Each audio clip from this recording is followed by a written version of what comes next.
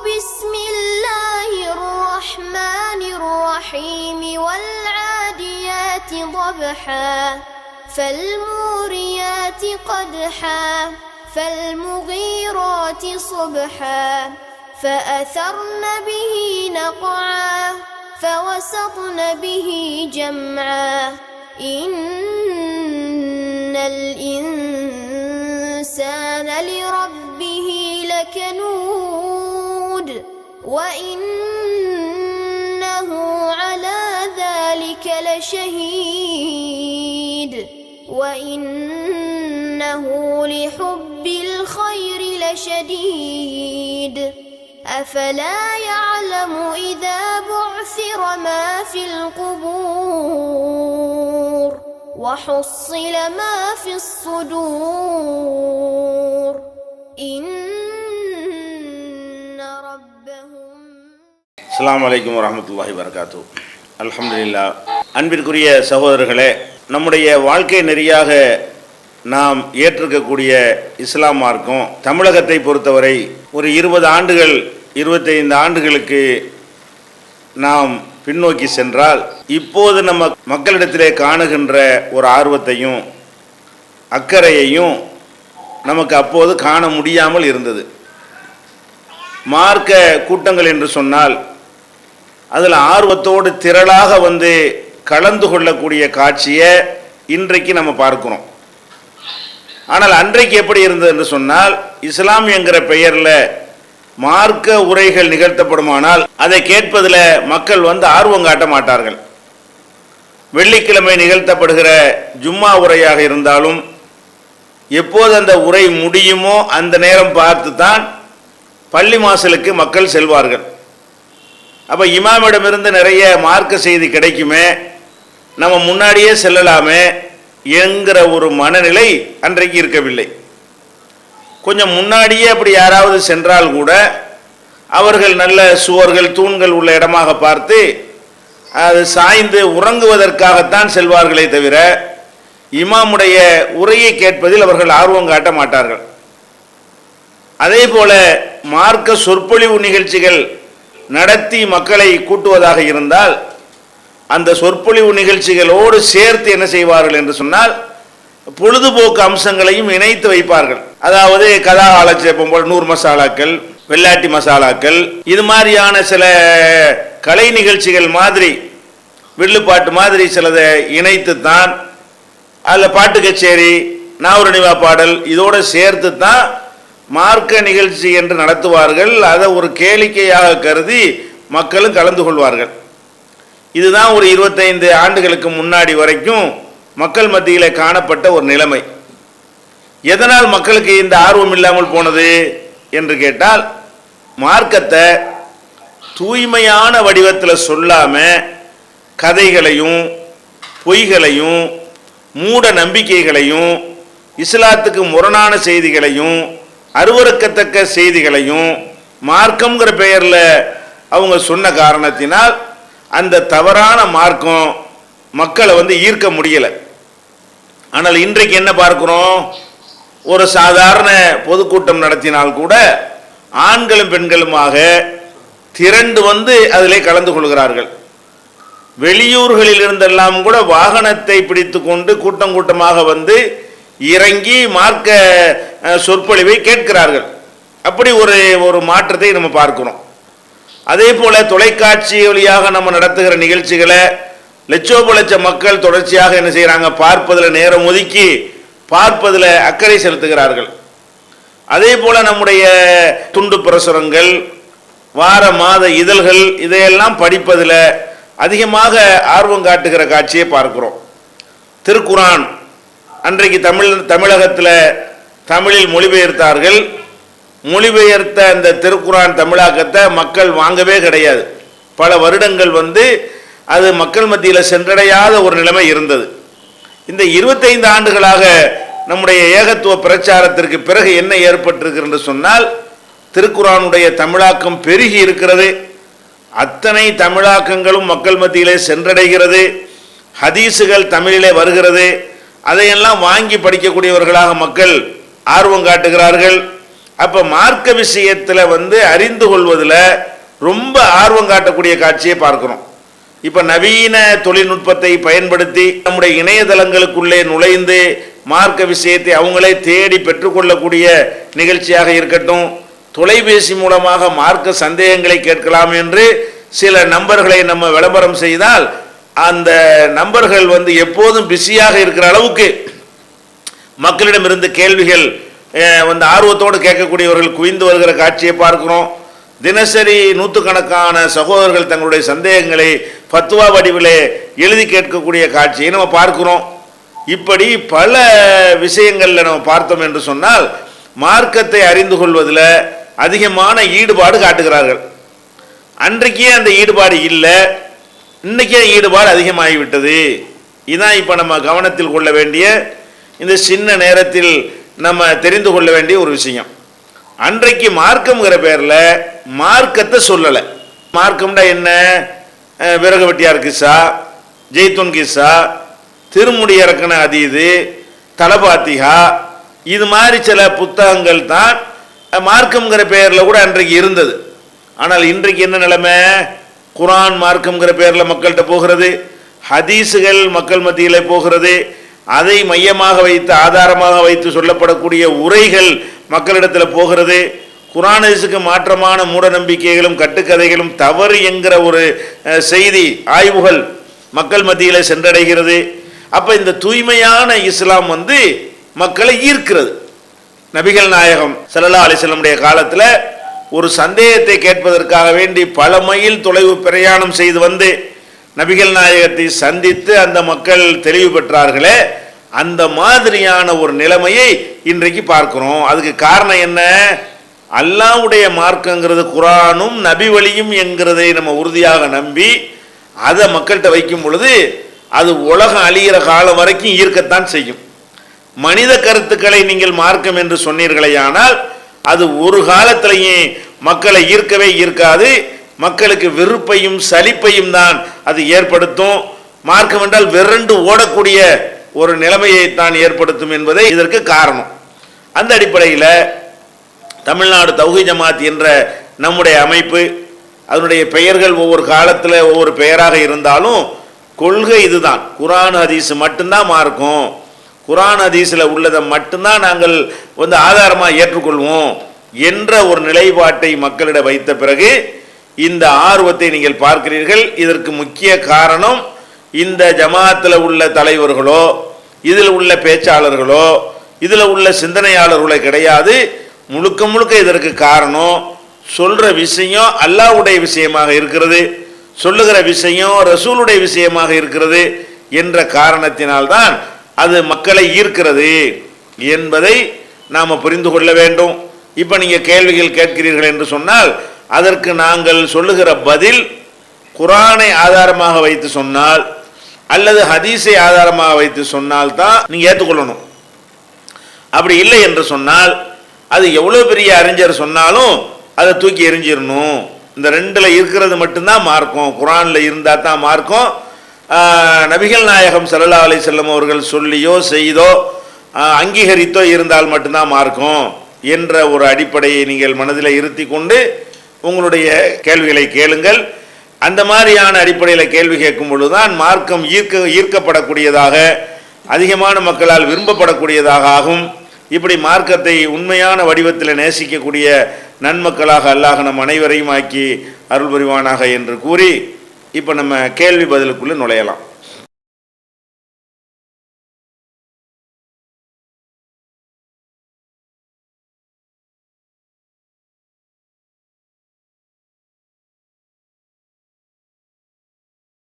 அதாவது குரானில் வேதம் கொடுக்கப்பட்டவர்களுடைய உணவு உங்களுக்கு ஹலால் அப்படின்னு சொல்லப்பட்டிருக்கிறது.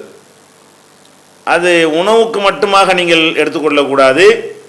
அவங்களுடைய பெண்களை திருமணம் செய்வதும் ஹலால் என்றும் அதே தொடரில் என்ன இருக்குது, குரானில் சொல்லப்பட்டிருக்கிறது. ஒல் முஹ்சனாத்து மினல்லதீன ஊத்துல் கிதாப், வேதம் கொடுக்கப்பட்ட சமுதாயத்து பெண்களும் உங்களுக்கு மனம் முடிக்க அனுமதிக்கப்பட்டுள்ளார்கள் அப்படின்னு குரானில் இருக்கிறது. அப்போ இந்த வேதம் கொடுக்கப்பட்டவர்களுடைய அவங்கள ரெண்டு விஷயத்தில் அல்லாஹ் வந்து மற்ற காபிர்களிடமிருந்து பிரித்து காட்டுகிறான். எல்லா விஷயத்திலும் அவங்க முஸ்லீம் அல்ல என்று இருந்தாலும் 2 விஷயங்கள்ல இவங்களை தனியாக அல்லாஹ் வந்து பிரித்து காட்டுகிறான். ஒன்று வந்து அவங்களுடைய உணவுப் பொருள்கள், உணவுண்டா அந்த உணவு தான், ஆடு மாடு இந்த அறுத்து சாப்பிட்ற உணவை தான் சொல்கிறான். அந்த உணவுகள் வந்து அவங்களே அறுத்திருந்தா கூட அது ஹலாலு, அவங்க நம்மளை வந்து பிஸ்மில்லா சொல்லி அறுக்கணுன்ற அவசியம் கிடையாது என்று அல்லாஹ் வந்து அதை அனுமதிச்சிருக்கிறான். அதே மாதிரி வேதம் கொடுக்கப்பட்ட பெண்களாக இருப்பார்களே ஆனால் அவங்கள கல்யாணம் கூட பண்ணிக்கிறலாம், முஸ்லீமை கல்யாணம் பண்ணுற மாதிரி என்ன செய்யலாம். ஆனால் ஆண்களை பண்ண முடியாது. வேதம் கொடுக்கப்பட்ட ஆண்களை முஸ்லீமான பெண்கள் வந்து கல்யாணம் பண்ணக்கூடாது. ஆனால் முஸ்லீமான ஆண்கள் வந்து வேதம் கொடுக்கப்பட்ட பெண்களை கல்யாணம் பண்ணலான்ட்டு 2 விஷயமாக இதில் இருக்கிறது. 2க்கும் ஒரே சட்டம் தான். இதில் என்ன மேட்டர்ன்னு கேட்டால், வேதம் கொடுக்கப்பட்டவர்கள் என்கிறதுக்கு அர்த்தம் என்ன? வேதம் கிறிஸ்தவர்கள் வந்து யூதர்கள் என்று எல்லாம் அங்கே சொல்லலை. கிறிஸ்தவர்கள்னா அது யாரெல்லாம் கிறிஸ்தவன் என்று சொல்லிக் கொள்கிறானோ அவன்லாம் கிறிஸ்தவன் ஆகிவிடுவான்.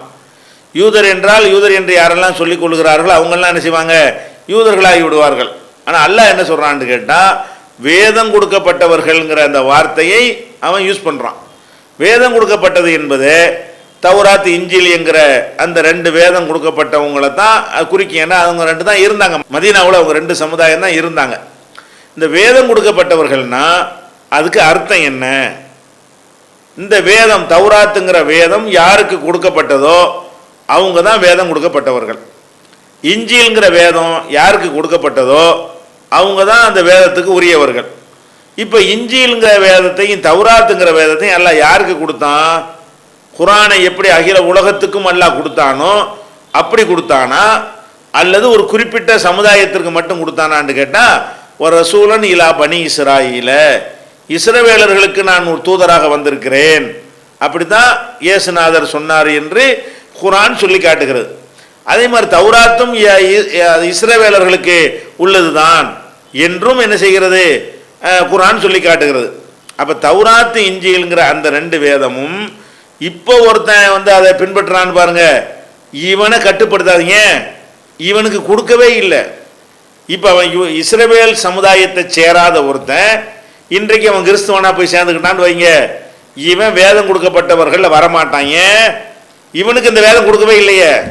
இந்த தௌராத் இஞ்சில்ங்கிற வேதம் அனைத்து கிறிஸ்தவர்களுக்கும் அனைத்து யூதர்களுக்கும் கொடுக்கப்படவே இல்லை. இயேசு காலத்தில் வரைக்கும், அவருக்கு பிந்தின நெருங்கின காலம் வரைக்கும் இஸ்ரவேல் அல்லாத யார்கிட்டையும் இதை கொண்டு போகக்கூடாது என்று தான் கட்டளையிடப்பட்டிருந்தது. பைபிளில் கூட இது தெளிவாக சொல்லப்பட்டிருக்கிறது. என்ன சொல்லப்பட்டிருக்கிறது? ஒரு கானானிய ஒரு ஸ்திரீ வந்து இயேசுவிடத்தில் வந்து என்னுடைய ரெண்டு பிள்ளைகளை கூட்டிகிட்டு வந்து, இந்த பிள்ளைய வந்து உங்களுடைய வலது பக்கத்துலையும் இந்த பிள்ளைய வந்து இடது பக்கத்துலையும் வைத்துக் கொள்ளுங்கள் என்று அந்த அம்மா என்ன செய்யும் பேசும் பொழுது, அப்போ இயேசு என்ன செய்வார், விரட்டி அடிப்பார். விரட்டி அடிக்கும் பொழுது என்ன செய்வார்னு கேட்டால், உனக்கெல்லாம் நான் அறிவுரை சொல்ல முடியாது, பிள்ளைகளின் அப்பத்தை எடுத்து நாய்களுக்கு போடுவது அழகல்ல, இஸ்ரவேலர்களாகிய பிள்ளைகளுக்கு நான் ஆட்டுக்குட்டிகளுக்கு அனுப்பப்பட்டிருக்கிறேனே தவிர உங்களை போன்ற நாய்களுக்கு நான் அனுப்பப்படவில்லை என்று இயேசு சொன்னதாக இப்பவும் இருக்கக்கூடிய பைபிளில் என்ன இருக்கிறது, இந்த மாதிரி செய்திகள் வந்து பதிவு செய்யப்பட்டு இருக்கிறது. அப்போ அவங்களே வேறு சமுதாயம் வந்து கேட்டால் கூட விரட்டி அடிச்சிருக்கிறாங்க. அதில் நெல்ல வழங்குறது, இந்த வேதம் இவங்களுக்கு தான் கொடுக்கப்பட்டிருக்கு, உனக்கு இல்லைன்னு அர்த்தம். இயேசு காலத்திலேயே அவரே என்ன சொல்லியிருக்கிறார், குர்ஆன் அப்படி தான் சொல்லுகிறது. அவங்க வேதத்தின் பிரகாரமும் யாரெல்லாம் கிறிஸ்துவ வேதத்தை ஏற்றுக்கொண்டார்களோ அவங்க இயேசுக்கு எதிராகத்தான் ஏற்றுக்கொள்கிறார்கள்.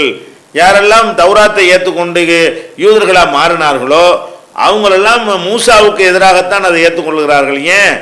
இந்த 2 வேதமும் கொடுக்கப்பட்டது இஸ்ரவேல் மக்களுக்கு தான். அப்போ இஸ்ரவேல் அல்லாதவங்க வந்து வேதம் கொடுக்கப்பட்டவர்கள் லிஸ்ட்டில் போய் இவங்க சேர்ந்துக்கிட்டார்களே, ஆனால் அது வேதம் கொடுக்கப்பட்டதில் அடங்க மாட்டார்கள். ஏன்? உனக்கு தரல. ஒரு ஆளுக்கு கொடுக்கப்பட்டுச்சுன்னா யாருக்கு கொடுக்கப்பட்டுச்சுன்னு சொல்லப்பட்டு இருக்கும் பொழுது அதில் சொல்லப்படாதவன் வந்து நானும் கொடுக்கப்பட்டேன்னு சொல்ல இயலுமா?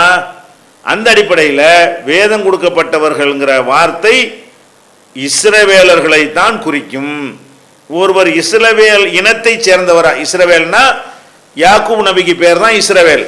யாக்கூப் அலைஹிஸ்ஸலாம் இருக்கிறாங்களே, இப்ராஹிம் நபியுடைய பேரன், அவருக்கு இன்னொரு பேர் தான் இஸ்ரவேல்.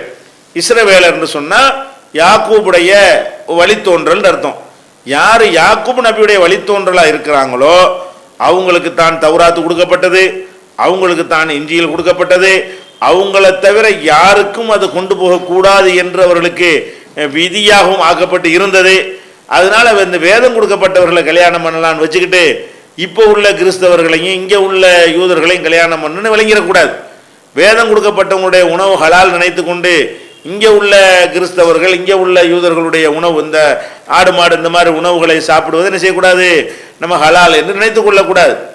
அதுக்கு என்ன அர்த்தம், அவர் இஸ்ரவேல் சமுதாயத்தை சேர்ந்தவரா, நீங்கள் பாலஸ்தீனில் இருந்து அங்கே இஸ்ரவேல் சமுதாயத்தை சேர்ந்த மக்கள் இருப்பார்கள் உங்களுக்கு உறுதியாக தெரிய வருமையானால் அந்த மக்களுக்கு அல்லாஹ் என்ன செய்கிறான், ஒரு சிறப்பை கொடுக்குறான். ஏன்னாட்டா எல்லா நபிமார்களும் அவங்கள்ட்ட தான் வந்திருக்கிறாங்க. அல்லாஹ்வுடைய படைப்பில் இந்த இஸ்ரவேல் சமுதாயத்திற்கு என்ன செய்கிறான், நிறைய பாக்கியங்களை அல்லாஹ் தந்திருக்கிறான். குர்ஆனில் சொல்லப்படுற பெரும்பாலான நபிமார்கள் இஸ்ரவேல் நபிமார்கள் தான். அது மூசாவாக இருந்தாலும் சரி, தாவூதாக இருந்தாலும் சரி, சுலைமானாக இருந்தாலும் சரி, யூசுப் நபியாக இருந்தாலும் சரி, ஜக்கரியாவாக இருந்தாலும் சரி, யஹ்யாவாக இருந்தாலும் சரி, ஈசா நபியாக இருந்தாலும் சரி, எல்லாருமே அந்த இஸ்ரவேல் மக்கள் தான் அனைவருமே. அப்போ இஸ்ரவேலர்களுக்கு அப்படி ஒரு பாக்கியத்தை அல்லாஹ் கொடுத்ததுனால நபிமார்களுடைய வழித்தோன்றல் பல நபிமார்களுடைய வழித்தோன்றலாக இருக்கிறதுனால அவங்க ஓரளவுக்கு இந்த முறையை கடைப்பிடிப்பாங்க அப்படின்ட்டு அல்லாஹ் நினச்சிருக்கலாம். அல்லாஹ்வுடைய நாட்டம் அல்லாஹ்வுடைய சொல்ல நம்ம கட்டுப்பட்டு ஆகணும். அந்த வகையில் இப்பவும் இஸ்ரவேல் பெண்ணை ஒருத்தன் என்ன செய்யலாம், இஸ்ரவேல் பரம்பரையாக இருந்தால் அவள் முஸ்லீமாக இல்லாவிட்டாலும் அவளை திருமணம் செய்யலாம். அவங்க முறைப்படி முஸ்லீம்கிட்ட போய் அறுக்காம அவங்களே அறுத்து என்ன முறையிலே செஞ்சு தந்தார்களே ஆனால் அதை சாப்பிடலாம். ஏன், படைச்ச ரப்பு அவன் அனுமதித்து விட்டான். அவன் அனுமதித்ததுக்கு பிறகு நம்ம அதில் கொஸ்டின் பண்ணக்கூடாது. ஆனால் இப்போ உள்ள யூத கிறிஸ்தவர்கள் எதில் வரமாட்டாங்க, இந்தியாவிலேயோ வேற பாகிஸ்தான்லேயோ அமெரிக்காவிலேயோ ரஷ்யாவிலேயோ மலேசியாவிலேயோ சிங்கப்பூரில் இருக்கிற யாருமே இஸ்ரவேல் வழித்தோன்றல் கிடையாது. இந்துக்களாக இருந்தவங்க நினைஞ்சவங்க ஒரு மதத்தை மாற்றி கொண்டவங்களை தவிர அவங்க இஸ்ரவேல் பாரம்பரியத்திலேருந்து நம்ம எப்படி ரசூலுல்லாஹ்வுடைய பாரம்பரியத்திலேருந்து வந்தவர்களா இல்லையோ மார்க்கத்தை மட்டும் ஏற்றுக்கொண்டோமோ அந்த மாதிரி தான் அவங்களும். அதனால இந்த வேதம் கொடுக்கப்பட்டவருடைய உணவு என்பதை இந்த முறையில் புரிந்து கொண்டோமே குழப்பம் வராது. இதுக்கான விளக்கம் உங்களுக்கு நம்முடைய திருக்குர்ஆன் தமிழாக்கத்தில் இந்த வேதம் கொடுக்கப்பட்டோர் யாருங்கிற தலைப்பில் இந்த 9வது எடிஷனில் ரொம்ப விவரமாக நம்ம இணைஞ்சிருக்கிறோம், விளக்கியிருக்கிறோம். அது நம்ம onlinepage.comல நீங்கள் பார்த்துக்கலாம். இரக்க குணம் கொண்டோரே, அஸ்ஸலாமு அலைக்கும். தாய் தந்தையரையோ அல்லது இதில் ஏதாவது ஒருவரையோ இழந்து வாடும் ஆதரவற்ற பிள்ளைகள் நம் சமுதாயத்தில் ஏராளம். பெற்றோர்களின் அரவணைப்பின்றி ஏங்கித் தவிக்கும் இவர்களுக்காகவும் பெற்றோர்கள் இருந்தும் வறுமையின் காரணமாக வாழ்வாதாரத்திற்கு வாடிக்கொண்டிருக்கும் சிறுவர்களுக்காகவும் விசாலமான கட்டிடத்தில் அர் ரஹ்மான் சிறுவர் ஆதரவு இல்லம் செயல்பட்டு வருகிறது. பாசத்தோடும் பரிவோடும் தாயுள்ளத்தோடு பராமரிக்கப்பட்டு வருகின்றனர் இந்த சிறார்கள். மார்க்க நெறியோடும் ஒழுக்க மாண்போடும் நடத்தப்பட்டு வரும் இந்த சிறுவர் ஆதரவு இல்லம் உணவு, உடை உள்ளிட்ட அனைத்தும் முற்றிலும் இலவசமாகவே வழங்கப்பட்டு வருகிறது. ஒரு சிறுவனுக்காக மாதந்தோறும் ஆகும் செலவு ரூபாய் 4000.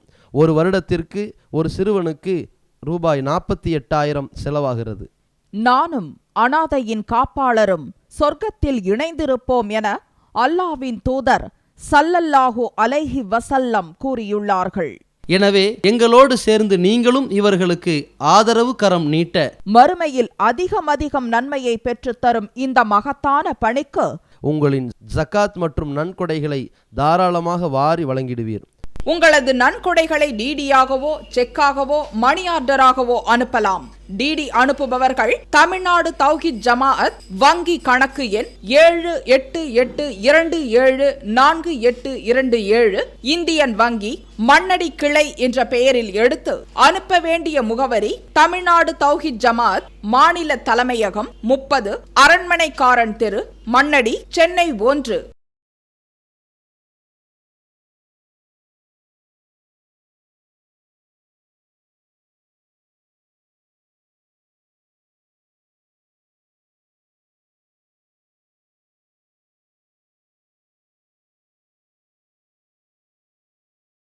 அல்லாஹ் தன்னுடைய அரசை பற்றி சொல்லும் பொழுது அர் ரஹ்மானு அலல் அர்சிஸ்தவா, ரஹ்மானாகிய நான் அரசிலே இருக்கிறேன், அரசின் மீது விட்டிருக்கிறேன் என்று அல்லாஹ் சொல்லுகிறான். இது வந்து அரிசை பற்றி பல இடங்களில் சொல்லப்பட்டிருக்கிறது. ஒரே ஒரு இடத்துல மாத்திரம் குர்சிங்கிற வார்த்தை சொல்லப்பட்டிருக்கிறது. அதாவது ஆயத்துல் குர்சின்னு அதனால தான் பேர் ஆயத்துல் குர்சிங்கிறோம் இல்லையா. குர்சிங்கிற சொல் அதில் இடம்பெற்றிருக்கிற காரணத்தினால தான் அந்த ஆயத்துக்கு கூட அந்த அந்த பேரை சொல்லியிருக்கிறாங்க. அதில் என்ன வருது? வசியா குர்சியுஹு சமாவாத்தி உள்ளர். அவனுடைய குர்சி வந்து வானங்கள் பூமியெல்லாம் உள்ளடக்கும் என்று வருகிறது. இப்போ குர்சின்றமே அது அது என்ன, இப்போ அரிசுண்டா அது என்ன என்று தான் இந்த சகோதரர் கேள்வி கேட்கிறார். அப்போ அரிசு குர்சி என்பதெல்லாம் ரெண்டுமே ஒரே ஒரு பொருளை குறிக்கக்கூடியது தான். குர்சிக்கு என்ன அர்த்தம்ன்றாலும் அதுக்கும் சிம்மாசனம் தான் அர்த்தம். அரிசுக்கு என்ன அர்த்தம்? நம்ம அரபிலே செய்கிறதுனால நமக்கு என்ன செய்கிறது, நமக்கு வந்து ரெண்டு வெவ்வேறையாக தெரிகிறது. அது அரபு மொழி பேசுகிறவங்களுக்கு வெவ்வேறையாக தெரியாது. ஏன்? அரிசுண்டாலும் உட்கார்ந்து கொள்ளக்கூடிய ஆசனம் தான். குர்சின்னு சொன்னாலும் என்ன செய்கிறது, குர்சிகா கிசான்னு கூட ஒரு படம்லாம் எடுத்தாங்க. குர்சின்னா நாக்காளி. அப்போ இந்த குர்சின்னாலும் என்னது, அதுக்கும் உட்காரக்கூடிய ஒரு சேர் தான். அப்போ சேருக்கு வந்து உட்காரக்கூடிய இப்போ நாற்காலி இருக்கை அப்படின்னு சொல்கிறோன்னு வைங்களேன். தமிழில் ரெண்டு சொல்லு மாதிரி தெரிஞ்சால் ரெண்டு ஒன்று தானே. அந்த மாதிரி தான் அரபு மொழி பேசுகிறவன்ட்ட போய்கிட்டு அரிசுன்னா என்னன்னு கேட்டால் இதான் அரிசுன்னு ஒரு சேரை காட்டுவான். குர்சிக்கு என்ன அர்த்தம்னு கேட்டால் அதுவும் சேரை தான் காட்டுவான். அப்போ அரிசு குர்சிங்கிற சொல்லு ரெண்டாக இருக்கு. போய் நம்ம அரபி மொழி தெரியாத மக்களுக்கு குழப்பம் வரலாமே தவிர அரபு மொழியில் கேட்டாங்கன்னா ரெண்டும் ஒரே அர்த்தம் தரக்கூடியதாக இருக்கிறது. அதே மாதிரி வந்து எல்லாத்தையும் விட பெருசு எது? அரிசுன்னு தான் சொல்லப்பட்டிருக்கிறது. ஹதீஸுகளில் அரிசு தான் அனைத்திலையும் பெருமாண்டமானது என்று சொல்லப்பட்டிருக்கிறது. இந்த ஆயத்துல் குர்சிலையும் அப்படி தான் சொல்லப்பட்டிருக்குது. வசிய குர்சியுஹு அஸ்ஸமாவாத்தி உள்ளர். அவனுடைய குர்சி வந்து வானம் பூமியெல்லாம் உள்ளடக்கிரும். குர்சிக்கு உள்ள வானம் பூமியெல்லாம் போயிடும், அவ்வளவு பெருமாண்டமானது என்று குர்சிக்கும் அதே மாதிரியான வர்ணனை தான் சொல்லப்பட்டிருக்கு. அரசுக்கு எந்த மாதிரி வர்ணனை சொல்லப்பட்டிருக்கிறதோ அதே மாதிரியான வர்ணனை தான் எதுக்கு சொல்லப்பட்டிருக்கு? குர்சிக்கும் சொல்லப்பட்டிருக்கிறது. அதனால ரெண்டுமே ஒன்று தான். அரசுண்டாலும் குர்சிண்டாலும் இறைவனுடைய சிம்மாசனம். இறைவன் தான் இருப்பதற்காக அவனுடைய பெருமாண்டத்துக்கு தகுந்தவாறு அவனே உற்பத்தி செய்து கொண்ட ஒரு ஆசனம். அதுதான் அந்த குர்சிக்கு அர்த்தம், அரிசிக்கும் அர்த்தம்.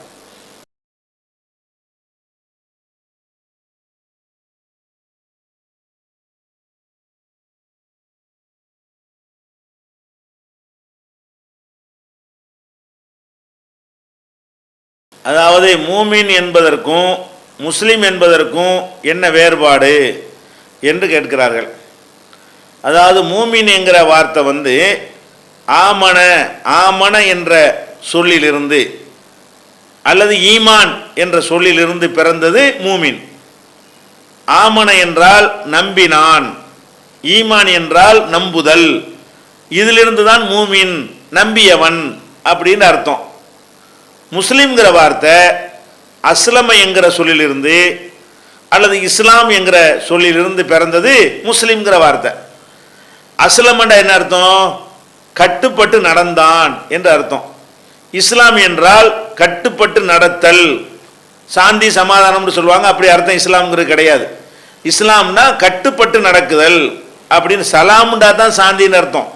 இஸ்லாம்ங்கிறதுக்கு சாந்தின்னு அர்த்தம் கிடையாது. சில பேர் அப்படிலாம் சொல்லுவாங்க. இஸ்லாம் என்று சொன்னால் கட்டுப்பட்டு நடத்தல், முஸ்லிம் என்று சொன்னால் கட்டுப்பட்டு நடக்கிறவன். சொல்ல வழங்கிருச்சு உங்களுக்கு. மூமின் என்று சொன்னால் நம்ப வேண்டியதை நம்பிக்கை கொண்டிருப்பவன். முஸ்லிம் என்று சொன்னால் அவன் அதை செயல் வடிவம் கொடுக்கிறவன், கட்டுப்பட்டு நடக்கிறவன். அப்போ முஸ்லிம் என்பது வந்து புற செயல்களை காட்டக்கூடியது. மூமின் என்பது வந்து உள்ளத்தில் உள்ளதை காட்டக்கூடியது. ஒருவன் வந்து வெளிப்படையாக தொழுகை நோன்பு எல்லாத்தையும் செய்கிறான்னு வைங்க, அவனை முஸ்லீம் என்று நம்ம சொல்லலாம். மூமின் என்று நம்ம சொல்ல முடியாது. ஏன்? அவன் உள்ளத்தில் நடிச்சுக்கிட்டு கூட செய்யலாமே. முனாஃபிக்கெலாம் இருந்தானே, அவன்லாம் முஸ்லீம் லிஸ்ட்டில் தான் இருந்தான். 5 வேளையும் தொழுவான், போருக்கெல்லாம் போவான், எல்லாம் நல்லது கெட்டதும் கலந்துக்கிறவான். ஆனால் உள்ளத்தில் கிடையாது. அப்போ உள்ளத்தில் இல்லாமல் வெளியே நடிக்கிறானே அவனை கூட முஸ்லீம் என்று நம்ம சொல்லிக் கொள்ளலாம். வெளியில் தன்னை முஸ்லீம் என்று சொல்லிக் கொள்றானா, முஸ்லீமுடைய அடையாளத்தை காட்டுறானா, நான் முஸ்லீம் சமுதாயத்தில் நான் ஒரு ஆள்னு சொல்லுகிறானா, அவனை எல்லாம் நம்ம முஸ்லீம் என்று சொல்லிக் கொள்ள முடியும். மூமின் என்று சொல்றதா இருந்தா அது இறைவனுக்குத்தான் சொல்ல முடியுமே தவிர மனிதனுக்கு சொல்ல முடியாது. நான் வந்து நெசமா அல்லாஹ்வை நம்பணும்னு உங்களுக்கு சொல்ல முடியுமா? என்னுடைய வெளிப்படையான செயலை பார்த்து என்னை முஸ்லீம் என்று நீங்கள் சொல்லலாம். உங்களுடைய வெளிப்படையான செயலை பார்த்து விட்டு நான் முஸ்லீம் என்று சொல்லலாம். நான் இப்படியெல்லாம் இந்த வெளிப்படையாக நான் செய்வது உள்ளத்தில் நம்பிக்கை இல்லாமல் ஒரு நடிக்கிறதுக்கு இருக்கலாம் தானே. நடிக்கிறதுக்கு ஏதாவது பணம் சம்பாதிக்கிறதுக்கு இந்த சமுதாயத்தில் ஒரு ஆளாக இருந்தோம்னு சொன்னால் நமக்கு சில ஆதாயம் கிடைக்கும் என்று கூட ஒருத்தன் வந்து இந்த மார்க்கத்தில் ஒரு பெரிய மார்க்க அறிஞராக கூட நடமாடலாம் தானே. அப்போ உள்ளத்தில் இருக்குதா இல்லையாங்கிறத வச்சு தான் மூமினாக ஆக முடியும். அப்போ இதை வந்து அல்லாஹ் கூட ஒரு சந்தர்ப்பத்தில் அழகாக பிரித்து காட்டுகிறான். என்ன பிரித்து காட்டுகிறான்? அப்புறம் ரசூல் ஸல்லல்லாஹு அலைஹி வஸல்லம் காலத்தில் ஒரு கிராமவாசிகள் ஒரு கூட்டமாக வர்றாங்க. வந்து என்ன செய்யறான்? காலத்தில் ஆராபு ஆமன்னா, சூரத்துல் ஹுஜராத்தில் இந்த செய்தி நீங்கள் பார்க்கலாம். காலத்தில் ஆராபு ஆமன்னா, கிராமவாசிகள் வந்து ஆமன்னா நாங்கள் ஈமான் கொண்டோம், நம்பிக்கை கொண்ட மூமின்களாக இருக்கிறோம் என்று அவர்கள் சொன்னார்கள். அல்லாஹ் என்ன சொன்னா தெரியுமா? குல், நபியை நீங்கள் சொல்லுங்கள், லம் தூமினு, நீங்கள் நம்பிக்கை கொள்ளவில்லை, உலாக்கின் குல் அஸ்லம்னா, முஸ்லீமா இருக்கிறோம்னு சொல்லிக்க. நீ சொல்றாங்க என்ன சொல்லிட்டு போ, அஸ்லம்னான்னு சொல்லு, இஸ்லாத்தில் இருக்கிறோம் என்று சொல்லு, ஈமான் இருக்குன்னு சொல்லாதீங்க. வலம்மா எதுகுலில் ஈமானு ஃபீ குலூபிக்கும், உங்களுடைய உள்ளத்தில் ஈமான் நுழையவே இல்லை. நீ நடிக்கிற. கிராமத்திலேருந்து வர்றாங்க ஒரு கூட்டம் வந்து, நாங்களும் தொழுகிறோம், நாங்களும் நோன்பு வைக்கிறோம், அது அப்படின்னு சொல்லி காட்டி ஜக்காத்தெல்லாம் வாங்கிட்டு போகிறதுக்காக வர்றாங்க ஒரு கூட்டம். உள்ளத்தில் என்ன இல்லை? அல்லாண்டா யாரு, ரசூல்டா யாரு, எதை பற்றிய ஒரு நம்பிக்கையும் கிடையாது. உள்ளத்தில் ஆழமாக அது பதியவே கிடையாது. அவங்க பழைய நம்பிக்கையெல்லாம் இருந்து கொண்டிருக்கிறார்கள். இருந்துக்கிட்டு இந்த உலகத்தில் சில ஆதாயங்களை ரசூல்லாட்டா பெறுவதற்காக வேண்டி நாங்களும் மூமீன்கள் என்று சொல்லும் பொழுது அல்லாஹ் என்ன சொல்றான்? நீ உலக ஆதாயத்துக்கு பெறதா இருந்தா நீ முஸ்லீம்னு சொல்லிக்க, மூமின்னு சொல்லாத அப்படின்னு சொல்லி அல்லாஹ் நினைச்சிட்டான். காலத்தில் ஆராபு ஆமன்னா, கிராமவாசிகள் வந்து ஆமன்னா ஈமான் கொண்டு விட்டோம், மூமின் ஆகிவிட்டோம் என்று சொல்கிறார்கள். குல், நபியை நீங்கள் சொல்லுங்கள், லம் தூமினு, நீங்கள் ஈமான் கொள்ளவில்லை, உலாக்கின் குழு அஸ்லம்னா, நாம் இஸ்லாம் ஆகிவிட்டோம் என்று சொல்லுங்க, முஸ்லீமாக இருக்கிறோம் என்று சொல்லுங்கள் என்று சொல்லிட்டு அல்லாஹ் காரணம் சொல்லுகிறான். வலம்மா எதுகுலில் ஈமானு ஃபீ குலூபிக்கும், உங்கள் உள்ளங்களிலே ஈமான் இன்னும் நுழையவே இல்லை. ஈமான் உள்ளம் சம்பந்தப்பட்டது.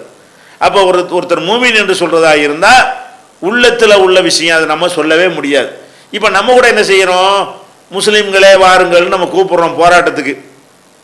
நேற்று வரைக்கும் முஸ்லீம் இல்லைன்னீங்க, இப்போ என்ன முஸ்லீம்களேங்கிறீங்கன்னா முஸ்லீம்னு யாரையும் சொல்லலாம். அவன் ஷிர்கே வச்சுக்கிட்டு நான் முஸ்லீம் என்று சொல்லி கொண்டாலும் நீ சொல்லிட்டீங்களப்பா, சொல்லிக்கவா, ஈமான் இல்லாதவனே முஸ்லீம் இருக்கிறானே, அல்ல பர்மிஷன் கொடுத்துருக்கிறானே, அந்த ஒரு அடிப்படையில் வெளி உலகத்திற்கு காட்டி கொள்றவன் அர்த்தம். முஸ்லீம்னு என்ன அர்த்தம்? நானும் இந்த மார்க்கத்தில் இருக்கிறேன் என்று வெளிப்படையாக காட்டிக் கொள்ற அனைவரும் முஸ்லீம் தான். அதனால தான் முஸ்லீம்களுக்கு இடஒதுக்கீடு கொடுன்னு கேட்குறோம், தௌஹீத்வாதி கொடுன்னு கேட்கல. அவனையெல்லாம் முஸ்லீம் லிஸ்ட்டில் நம்ம சேர்த்துருக்குறோம். ஏன் சேர்த்துருக்குறோம்? அல்லாஹ் சேர்த்துருக்கிறான். அவன்கிட்ட ஈமானே இல்லாத ஒருத்தனாக இருந்தால் கூட வெளியில் காட்டிக்கிட்டியா முஸ்லீம்ங்கிறியா, வா நீனு முஸ்லீம் தான். இஸ்லாத்தில் சேர ஒருத்தன் வர்றான், உடனே சர்டிஃபிகேட் கொடுத்து பேப்பரை கொடுத்து விட்றோம். உள்ளதையா பார்த்தோம்? அவன் சொல்கிறான், போய் சொல்லலாம், சம்பாதிக்கிறதுக்கு வரலாம், ஒரு நோக்கத்துக்கு வந்திருக்கலாம், உளவு பார்க்க ஒரு சிஐடி கூட வந்து களிமா சொல்ல வருவான். நம்ம அதெல்லாம் விசாரிச்சுட்டா இருப்போம், வா முஸ்லீமாகிட்ட போ அப்படின்ட்டுருவோம். அப்போ முஸ்லீமாக ஆகுவதற்கு அர்த்தம் என்னன்னு கேட்டால் அது வந்து வெளிப்படையாக அவன் தன்னை வந்து இந்த மார்க்கத்தில் இருப்பதாக காட்டிக்கொள்றவன் என்று அர்த்தம். மூமின் என்பதற்கு என்ன அர்த்தம் என்று கேட்டால் அல்லாவிடத்திலும் அந்த நம்பிக்கையில் உள்ளவனாக இருப்பவன் என்று அர்த்தம். இதுதான் ரெண்டுக்கும் உள்ள வேறுபாடு.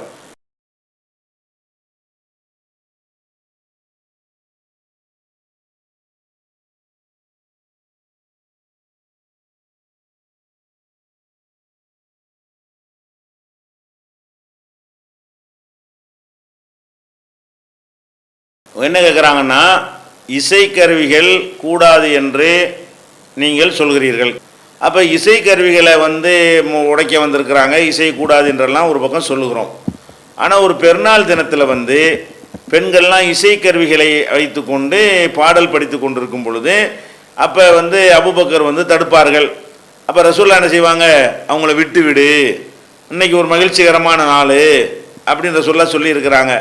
அப்போ இசை வந்து அனுமதிக்கப்பட்டதாக இருக்கிறது அப்போ அப்படிங்கிற மாதிரி கேள்வி கேட்குறாங்க. இது வந்து ஒரு குழப்பமெல்லாம் ஒன்றும் கிடையாதுங்க. பொதுவாக மார்க்கத்தில் தடை செய்யப்பட்ட விஷயங்கள் வந்து இரண்டு வகையில் இருக்கும். ஒன்று வந்து 100% அது தடை செய்யப்பட்டு இருக்கும். இன்னொன்று வந்து அதில் ஒரு பெரும் பகுதியோ ஒரு சிறு பகுதியோ தடுக்கப்பட்டு இன்னொரு பகுதி அனுமதிக்கப்பட்டதாக இருக்கும். இப்படி ரெண்டு வகையான ஒரு தடைகள் மார்க்கத்தில் இருக்கின்றன.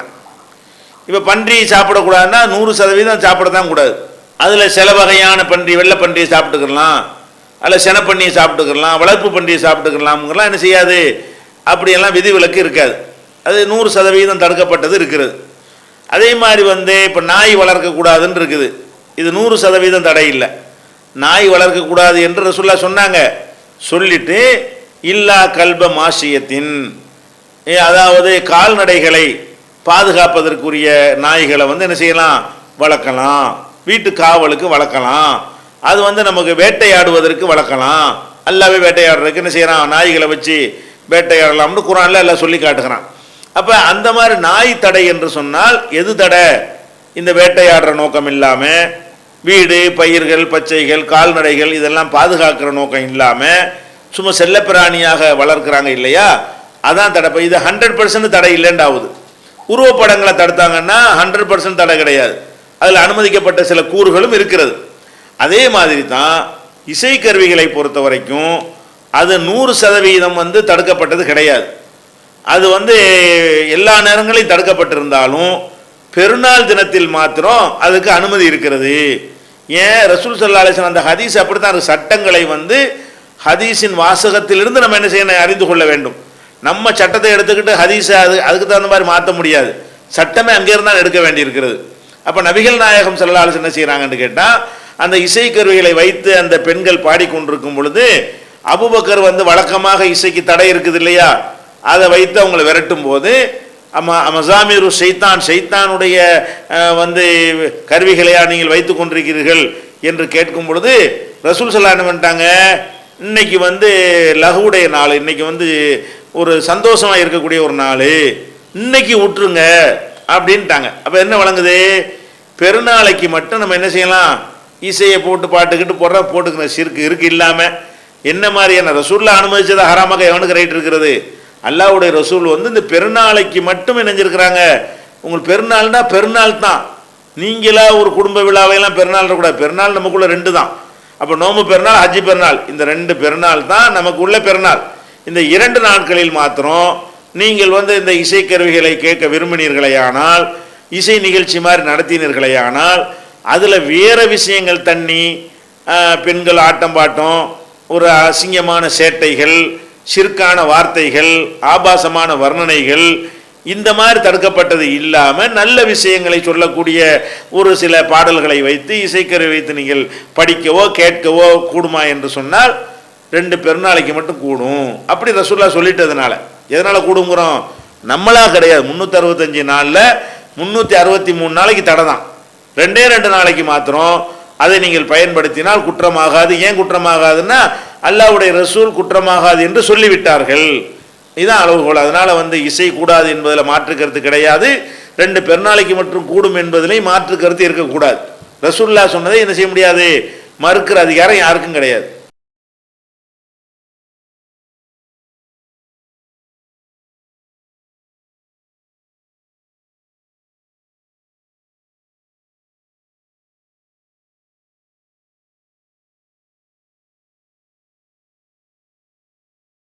அதாவது அவங்க என்ன கேட்குறாங்கன்னா, பொதுவாக முஸ்லீம்கள் 4 திருமணம் செய்து கொள்வதற்கு ஆண்களுக்கு அனுமதி அளிக்கப்பட்டிருக்கிறது. ஆனால் நபிகள் நாயகம் ஸல்லல்லாஹு அலைஹி வஸல்லம் அவங்க இதை விட அதிகமான முறையில் எண்ணிக்கையில் ஏன் திருமணம் செய்தார்கள், அதுக்கு ஏன் அவங்களுக்கு சிறப்பு அனுமதி கொடுக்கப்பட்டது என்ற ஒரு கேள்வி கேட்குறாங்க. இதில் பலதார மணத்தை ஏன் இஸ்லாம் அனுமதித்திருக்கிறது என்கிறது அவருடைய கேள்வி இல்லை. அந்த கேள்வி யாருக்காவது இருக்குமையானால் அது இஸ்லாம் பெண்கள் உரிமையை பறிக்கிறதா என்கிற தலைப்பில் அந்த கேள்வி ஒருத்தருக்கு இல்லாட்டாலும் சிலருக்கு வரலாம் இல்லையா. அந்த நூல் வெளியிட்டிருக்கிறோம், onlinepj.com போனீங்கன்னா நூல்கள்ங்கிற தலைப்பில் இஸ்லாம் பெண்களின் உரிமையை பறிக்கிறதா என்கிற நூலை வெளியிட்டிருக்கிறோம். அந்த நூலில் பலதார மனம் அப்படிங்கிற தலைப்பில் அதற்குரிய காரணங்கள்லாம் தெளிவாக விளக்கப்பட்டிருக்கிறது. அதை பார்த்து கொள்ளவும். இவங்க கேள்வி என்னன்னு கேட்டால், நபிகள் நாயகத்துக்கு மட்டும் ஏன் அதில் கூடுதலாக கொடுக்கப்பட்டுச்சு அப்படின்னு கேட்குறாங்க. இந்த கேள்வி எதனால் வருதுன்னு கேட்டால், இப்போ ரசூல் நபிகள் நாயகம் அவங்க வந்து எல்லாத்துக்கும் ஒரு முன்மாதிரியாக இருக்கக்கூடியவங்க. இந்த மாதிரி ஆசாபாசங்களில் கொஞ்சம் மற்றவங்களுக்கு சரியாக இருக்கணும், மற்றவங்களோட கம்மியாக கூட இருக்கணும், அவங்க மட்டும் ரொம்ப ஒரு அதிகமான ஒரு ஆசை உள்ளவர்களைப் போல அதில் தோற்றம் தருகிறது என்பதற்காகத்தான் இந்த கேள்விகள் வந்து பரவலாக கேட்கப்படுகிறது. ஆனால் இதில் ஒரு அடிப்படையான விஷயத்தை விளங்கி கொள்ளணும். நபிகள் நாயகம் ஸல்லல்லாஹு அலைஹி வஸல்லம் அவங்களுக்கு சில சிறப்பான சலுகைகள் மார்க்கத்தில் வழங்கப்பட்டு இருக்கிறது. அந்த சிறப்பான சலுகை சட்டங்களெல்லாம் எடுத்து பார்த்தீங்கன்னா அது எல்லாமே அவங்களுக்கு வந்து ஒரு சுகத்தை கொடுப்பதற்கு உரியதாகவோ, அவங்களுடைய அவங்களுக்கு லேசாக்கி வைப்பதற்கு உரியதாகவோ இல்லாமல் அவங்களுக்கு மற்றவங்களை விட கூடுதல் சிரமத்தை கொடுக்கக்கூடிய வகையில் தான் அந்த சிறப்பு சட்டங்கள்லாம் இருக்கிறது. இப்போ நமக்கு 5 வேளை நம்ம வந்து தொழுகிறோம். இந்த 5 வேளை தொழுகையும் வந்து கஷ்டமில்லாமல் தொழக்கூடிய வகையில் அதனுடைய நேரம் வந்து நமக்கு உருவாக்கப்பட்டிருக்கிறது, வகுத்து தரப்பட்டிருக்கிறது. ஆனால் நள்ளிரவில் எழுந்து 2 மணிக்கும் 3 மணிக்கும் தொழுகிறதுங்கிறதுக்கு அது வந்து மனிதனுடைய சாதாரண ஒரு நடைமுறைக்கு மாற்றமானது. மனிதன் வந்து பொதுவாக இரவில் படுத்து காலையில் தான் எந்திரிப்பான். அப்போ இரவு நேரத்தில் வந்து புலோகர தொழுகிறது, அசர் தொழுகிறதுங்கிற மாதிரி வந்து அந்த நள்ளிரவு தொழுகையை நீங்கள் சொல்ல முடியாது. அந்த தொழுகையை நமக்கெல்லாம் வந்து ஒரு ஆர்வமூட்டுற அளவுக்கு சொன்ன மார்க்கம் நபிகள் நாயகம் ஸல்லல்லாஹு கடமையாக்கி இருக்கிறது. இப்போ நீங்கள் வந்து 2 மணிக்கு எந்திரி தொழுவலன்னு வைங்க, ஏன்டு அல்லாஹ் கேட்க மாட்டான். நபிகள் நாயகம் ஸல்லல்லாஹு அலைஹி வஸல்லம் அவங்க அந்த நள்ளிரவில் ஒரு 2 மணிக்கு தினசரி எவ்வளோ பெரிய கஷ்டம் நீங்கள் பாருங்கள். 2 மணிக்கும் 1 மணிக்கும் 12 மணிக்கும் எழுந்து சுபுஹ் வரைக்கும் நின்று தொழுதல் என்பது ரொம்ப ரொம்ப ஒரு அன்றாடம் அதை செய்வது என்பது ரொம்ப ரொம்ப சிரமமான ஒரு காரியம். ஒரு நாளைக்கு எழுந்து ரமலானில் ஒரு சில நாட்களில் அது மாதிரி எழுந்து தொழுவதற்கே நிறைய பேருக்கு சிரமமாக இருக்கிறது. அப்படி இருக்கக்கூடிய நேரத்தில் வந்து தினசரி ஒரு நாள் விடாமல் இது செய்வது என்று ரசூலுல்லாஹ்வுக்கு சிறப்பு சட்டம் இருக்கிறது. இந்த சிறப்பு சட்டம் வந்து மற்றவங்களை விட அவங்கள சிரமப்படுத்துமா, அவங்கள சொகுசா வைக்குமா என்று பார்த்தால் சிரமப்படுத்தும். அவங்களுக்கு என்ன இருக்குது, ரொம்ப சிரமம் கஷ்டம் இருந்தால் நீ இறை தூதருங்கிற முறையில் கூடுதல் சிரமத்தை நீ அனுபவித்துக் கொள்ளணும் என்று தான் அந்த சிறப்பு சட்டத்தினுடைய உள்ள அந்த கருத்து அமைந்திருக்கிறது. அதே போல் இப்போ நமக்கு நம்ம வசதியாக இருக்கிறோன்னு வைங்க, நமக்கு வந்து வசதியாக இருந்தால் ஜக்காத்து வாங்க மாட்டோம், யாரும் தரவும் மாட்டாங்க. நமக்கு வசதி இல்லை என்று சொன்னால் ஜக்காத்து தர்மம் இதெல்லாம் நம்ம என்ன செய்யலாம், வாங்கலாம், அது கூச்சப்படலாம் தேவையில்லை. எல்லாம் நமக்கு வசதியை தரலைன்னு சொன்னால் நமக்கு வந்து ஜக்காத்துலேருந்து ஒரு திரட்டி கொடுத்தாங்கன்னு சொன்னால் அது நம்முடைய ஹக்கு, நம்முடைய பணம் என்று சொல்லி என்ன செய்யலாம், உரிமையோடு கேட்கலாம். நான் சிரமப்படுகிறேன், எனக்கு ஜக்காத்து தாங்க என்று கேட்பது தப்பு கிடையாது. அப்போ அந்த மாதிரி வந்து இந்த ஜக்காத்து என்பது வறிய நிலையில் இருக்கக்கூடியவர்களுக்கு அது அவங்களுடைய உரிமை படைத்த ஒரு பொருளாதாரமாக மார்க்கத்தில் சொல்லப்பட்டு இருக்கிறது. ஆனால் நபிகள் நாயகத்துக்கு இதுலேயும் ஒரு சிறப்பு சட்டம் கொடுக்கப்படுது. என்ன சிறப்பு சட்டம், நீங்கள் வந்து ஜக்காத்தை தொடக்கூடாது. நீங்கள் நபியாக இருக்கிற காரணத்தினால உங்கள் வீட்டில் ஒரு வேளை சாப்பிட்டு மறுவேளை சாப்பாட்டுக்கு வழி இல்லாவிட்டாலும், 1 மாதம் வீட்டில் வந்து அடுப்பு எரியாவிட்டாலும், நீங்கள் பயங்கரமான கஷ்டத்துலையும் சிரமத்துலையும் நீங்கள் வாழ்ந்தாலும் நீங்கள் என்ன செய்யக்கூடாது, இந்த ஜக்காத்து பணத்தை தொட்டக்கூடாது என்று அவங்களுக்கு சட்டம். இப்போ கஷ்டமாக இருக்கக்கூடிய நேரத்தில் ஊரில் உள்ள எல்லாரும் ஜக்காத்து வாங்கிக்க, கஷ்டப்படுற யார் வேண்டாலும் ஜக்காத்தை வாங்கி கொள்ளலாம் என்று சட்டத்தை சொல்லிவிட்டு நீ மட்டும் வாங்காத, உனக்கு சிறப்பு சட்டம் என்று சொல்லப்பட்டிருக்கிறத, இது அவங்களுக்கு சொகுசான சட்டமா சிரமமான சட்டமா? கண்டிப்பாக இதை யாரும் உலக கணக்கில் எடுத்தோம்னா யாரும் சொகுசு என்று சொல்ல மாட்டார்கள். அது மாதிரி ஜக்காத்தை விட்டுருங்க, சதக்காவாக சும்மா தர்மமாக கொடுக்குறாங்கல்ல, அதுவும் அவங்களுக்கு வந்து கூடாது. எந்த அளவுக்கு கூடாது என்று சொன்னால், ஒரு தடவை அவங்க வந்து பள்ளிவாசலில் வந்து பேரிச்சம்பழங்கள், அதாவது ஜக்காத்துடைய பேரிச்சம்பழங்கள் வந்து குவிக்கப்பட்டு கிடக்கும் பள்ளிவாசலுக்கு உள்ள அந்த காம்பவுண்டுக்குள்ளே பேரிச்சம்பழங்கள் குவித்து வைக்கப்பட்டிருக்கும். அப்போ அந்த ஒரு பேரிச்சம்பழத்தை வந்து அவங்களுடைய பேரன் ஹசனோ ஹுசைனோ ஒரு பேரர்னு வருகிறது, அந்த பேரர் ஒருத்தர் எடுத்து வாயில் வச்சிடுறாரு. இதை நபிகள் நாயகம் ஸல்லல்லாஹு அலைஹி வஸல்லம் அவர்கள் தூரத்திலிருந்து பார்த்து விடுகிறார்கள். உடனே வேகமாக வந்து என்ன செய்கிறாங்க, வாய்க்குள்ளே விரலை விட்டு கஹ் கஹ் துப்புங்கிறாங்க. துப்புன்னு சொல்லி வாயில் உள்ளதை எடுத்து, ஒரு பேரிச்சம்பழம் தான், அதை வாயில் உள்ள பேரிச்சம்பழத்தை எடுத்து கீழே போட்டு விட்டு இது நமக்கு இது வந்து ஹலால் இல்லை ஹராம்னு உனக்கு தெரியாதா என்று அந்த குழந்தைக்கு என்ன செய்கிறாங்க, சின்ன பையனுக்கு அறிவுரை சொல்கிறாங்க. அப்போ நபிகள் நாயகத்துக்கும் அது வந்து ஜக்காத்து சதக்காக்கள் கூடாது, அவங்க குடும்பத்தில் பிறந்துட்டாங்க என்ற காரணத்தினால கியாம நாள் வரைக்கும் கூடாது. ரசூலுல்லாஹ்வுடைய குடும்பம்னு ஒருத்தர் சொல்லிக்கிட்டாரையானால் ஒவ்வொரு மனுஷனை என்ன செய்கிறான், அவனுக்கு பிறகு அவன் பேரன் பேத்தி பிள்ளைகள்லாம் நல்லா சொகுசாக வாழணும் என்பதற்கு தான் சொத்து பத்துக்களை சேர்க்குறான். அவன் திங்கிறக்கா சொத்து முடிச்சு தேவை இல்லை. ஒவ்வொரு மனுஷனை அவன் சாப்பிடுவதற்கு மட்டும் சம்பாதிக்கிறதா இருந்தால் அவன் வந்து இப்படிலாம் கஷ்டப்பட தேவையில்லை. ஒரு 25 வயசில் ஆரம்பித்து 30 வயசு உழைச்சி சம்பாரித்து வச்சுக்கிட்டான்னு சொன்னால் சாவுற வரைக்கும் தின்னுகிட்டே இருக்கலாம். அவன் எதுக்காக சேர்க்குறான், நமக்கு பிறகு பிள்ளைக்கு பிறகு பேர பேரை பிள்ளை கொள்ளு பேரன் எள்ளு பேரன் இப்படி எல்லாருமே பரம்பரையாக நம்ம இது பிள்ளைகள் கஷ்டப்படக்கூடாது, நம்ம வழித்தோன்றர்கள் சிரமப்படக்கூடாதுன்னு தானே எல்லாரும் அக்கறைப்படுவாங்க. அந்த உணர்வு நபிகள் நாயகம் அவங்களுக்கு இருக்கும்ல, நம்ம பிள்ளை கஷ்டப்படக்கூடாது, நம்ம வெறும் அப்படி தான் எல்லாருமே ஆசைப்படுவாங்க. ஆனால் இவங்க என்ன பண்ணிட்டாங்க தெரியுமா, அவங்களுக்கு கொடுத்த சிறப்பு சட்டம் என்ன சொல்லுது தெரியுமா, கியாம நாள் வரைக்கும் யாரெல்லாம் உங்களுடைய வழித்தோன்றல்களாக வருகிறார்களோ அவங்க வந்து யாருமே இந்த ஜக்காத்து சதக்கா பொருள்களை வந்து வாங்கக்கூடாது, ஹராம் என்று சொல்லிவிட்ட காட்சியை நம்ம பார்க்குறோம்.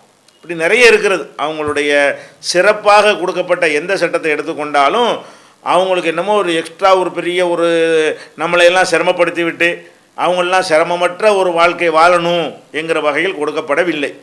அப்போ இது எல்லாம் இருக்கிற நேரத்தில் இந்த திருமண விஷயத்தை பார்க்கும்போது மட்டும் எப்படி தெரிகிறது, அது என்ன எல்லாரும் வந்து 4 பொண்டாட்டி உங்களுக்கு மட்டும் எவ்வளோ உண்டாலும் அது என்ன கணக்கு, அது சொகுசான வாழ்க்கை தானேன்ற மாதிரி ஒரு நினைப்பு சில பேருக்கு வரும்.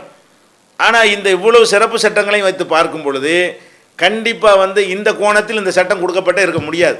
ஏன், அல்லாஹ் வந்து நபி என்பதற்காக கூடுதலாக தான் சுமையை சுமத்தி பார்க்க விரும்புகிறானே தவிர மற்றவங்களை விட வந்து சுமையை குறைப்பதை ரசூலுல்லாஹ்வுக்கு வந்து அந்த சுமையை குறைப்பதை அல்லாஹ் என்ன செய்யலை, விரும்பலை. அது நமக்கு அல்லாஹ் கொடுத்த அவங்களுடைய சிறப்பு சட்டங்கள் அனைத்தில் இருந்துமே இது தெரிய வருகிறது. அப்போ நம்ம என்ன யோசிக்கிறோம், அப்போ எதுக்காக வேண்டி இப்படி கொடுக்கணும் அப்படின்னு பார்த்தா, இந்த பெண்கள் தொடர்பாக என்ன சொன்னாலும் அதுக்கு என்ன காரணம் தான் சொல்லுவாங்கன்னா அந்த காம உணர்வு தான் சொல்லுவாங்க. அதானே சொல்ல முடியும். கல்யாணம் பண்ணுறதுக்கு அதிகமாக அனுமதி கொடுத்து அதுக்கு என்ன காரணம் தான் சொல்லணும், அவர் கொஞ்சம் ஜாலியாக இருப்பதற்காக வேண்டி இது மாதிரி அனுமதி கொடுக்கப்பட்டிருக்கு என்று தான் எடுத்துக்கொள்வார்கள்.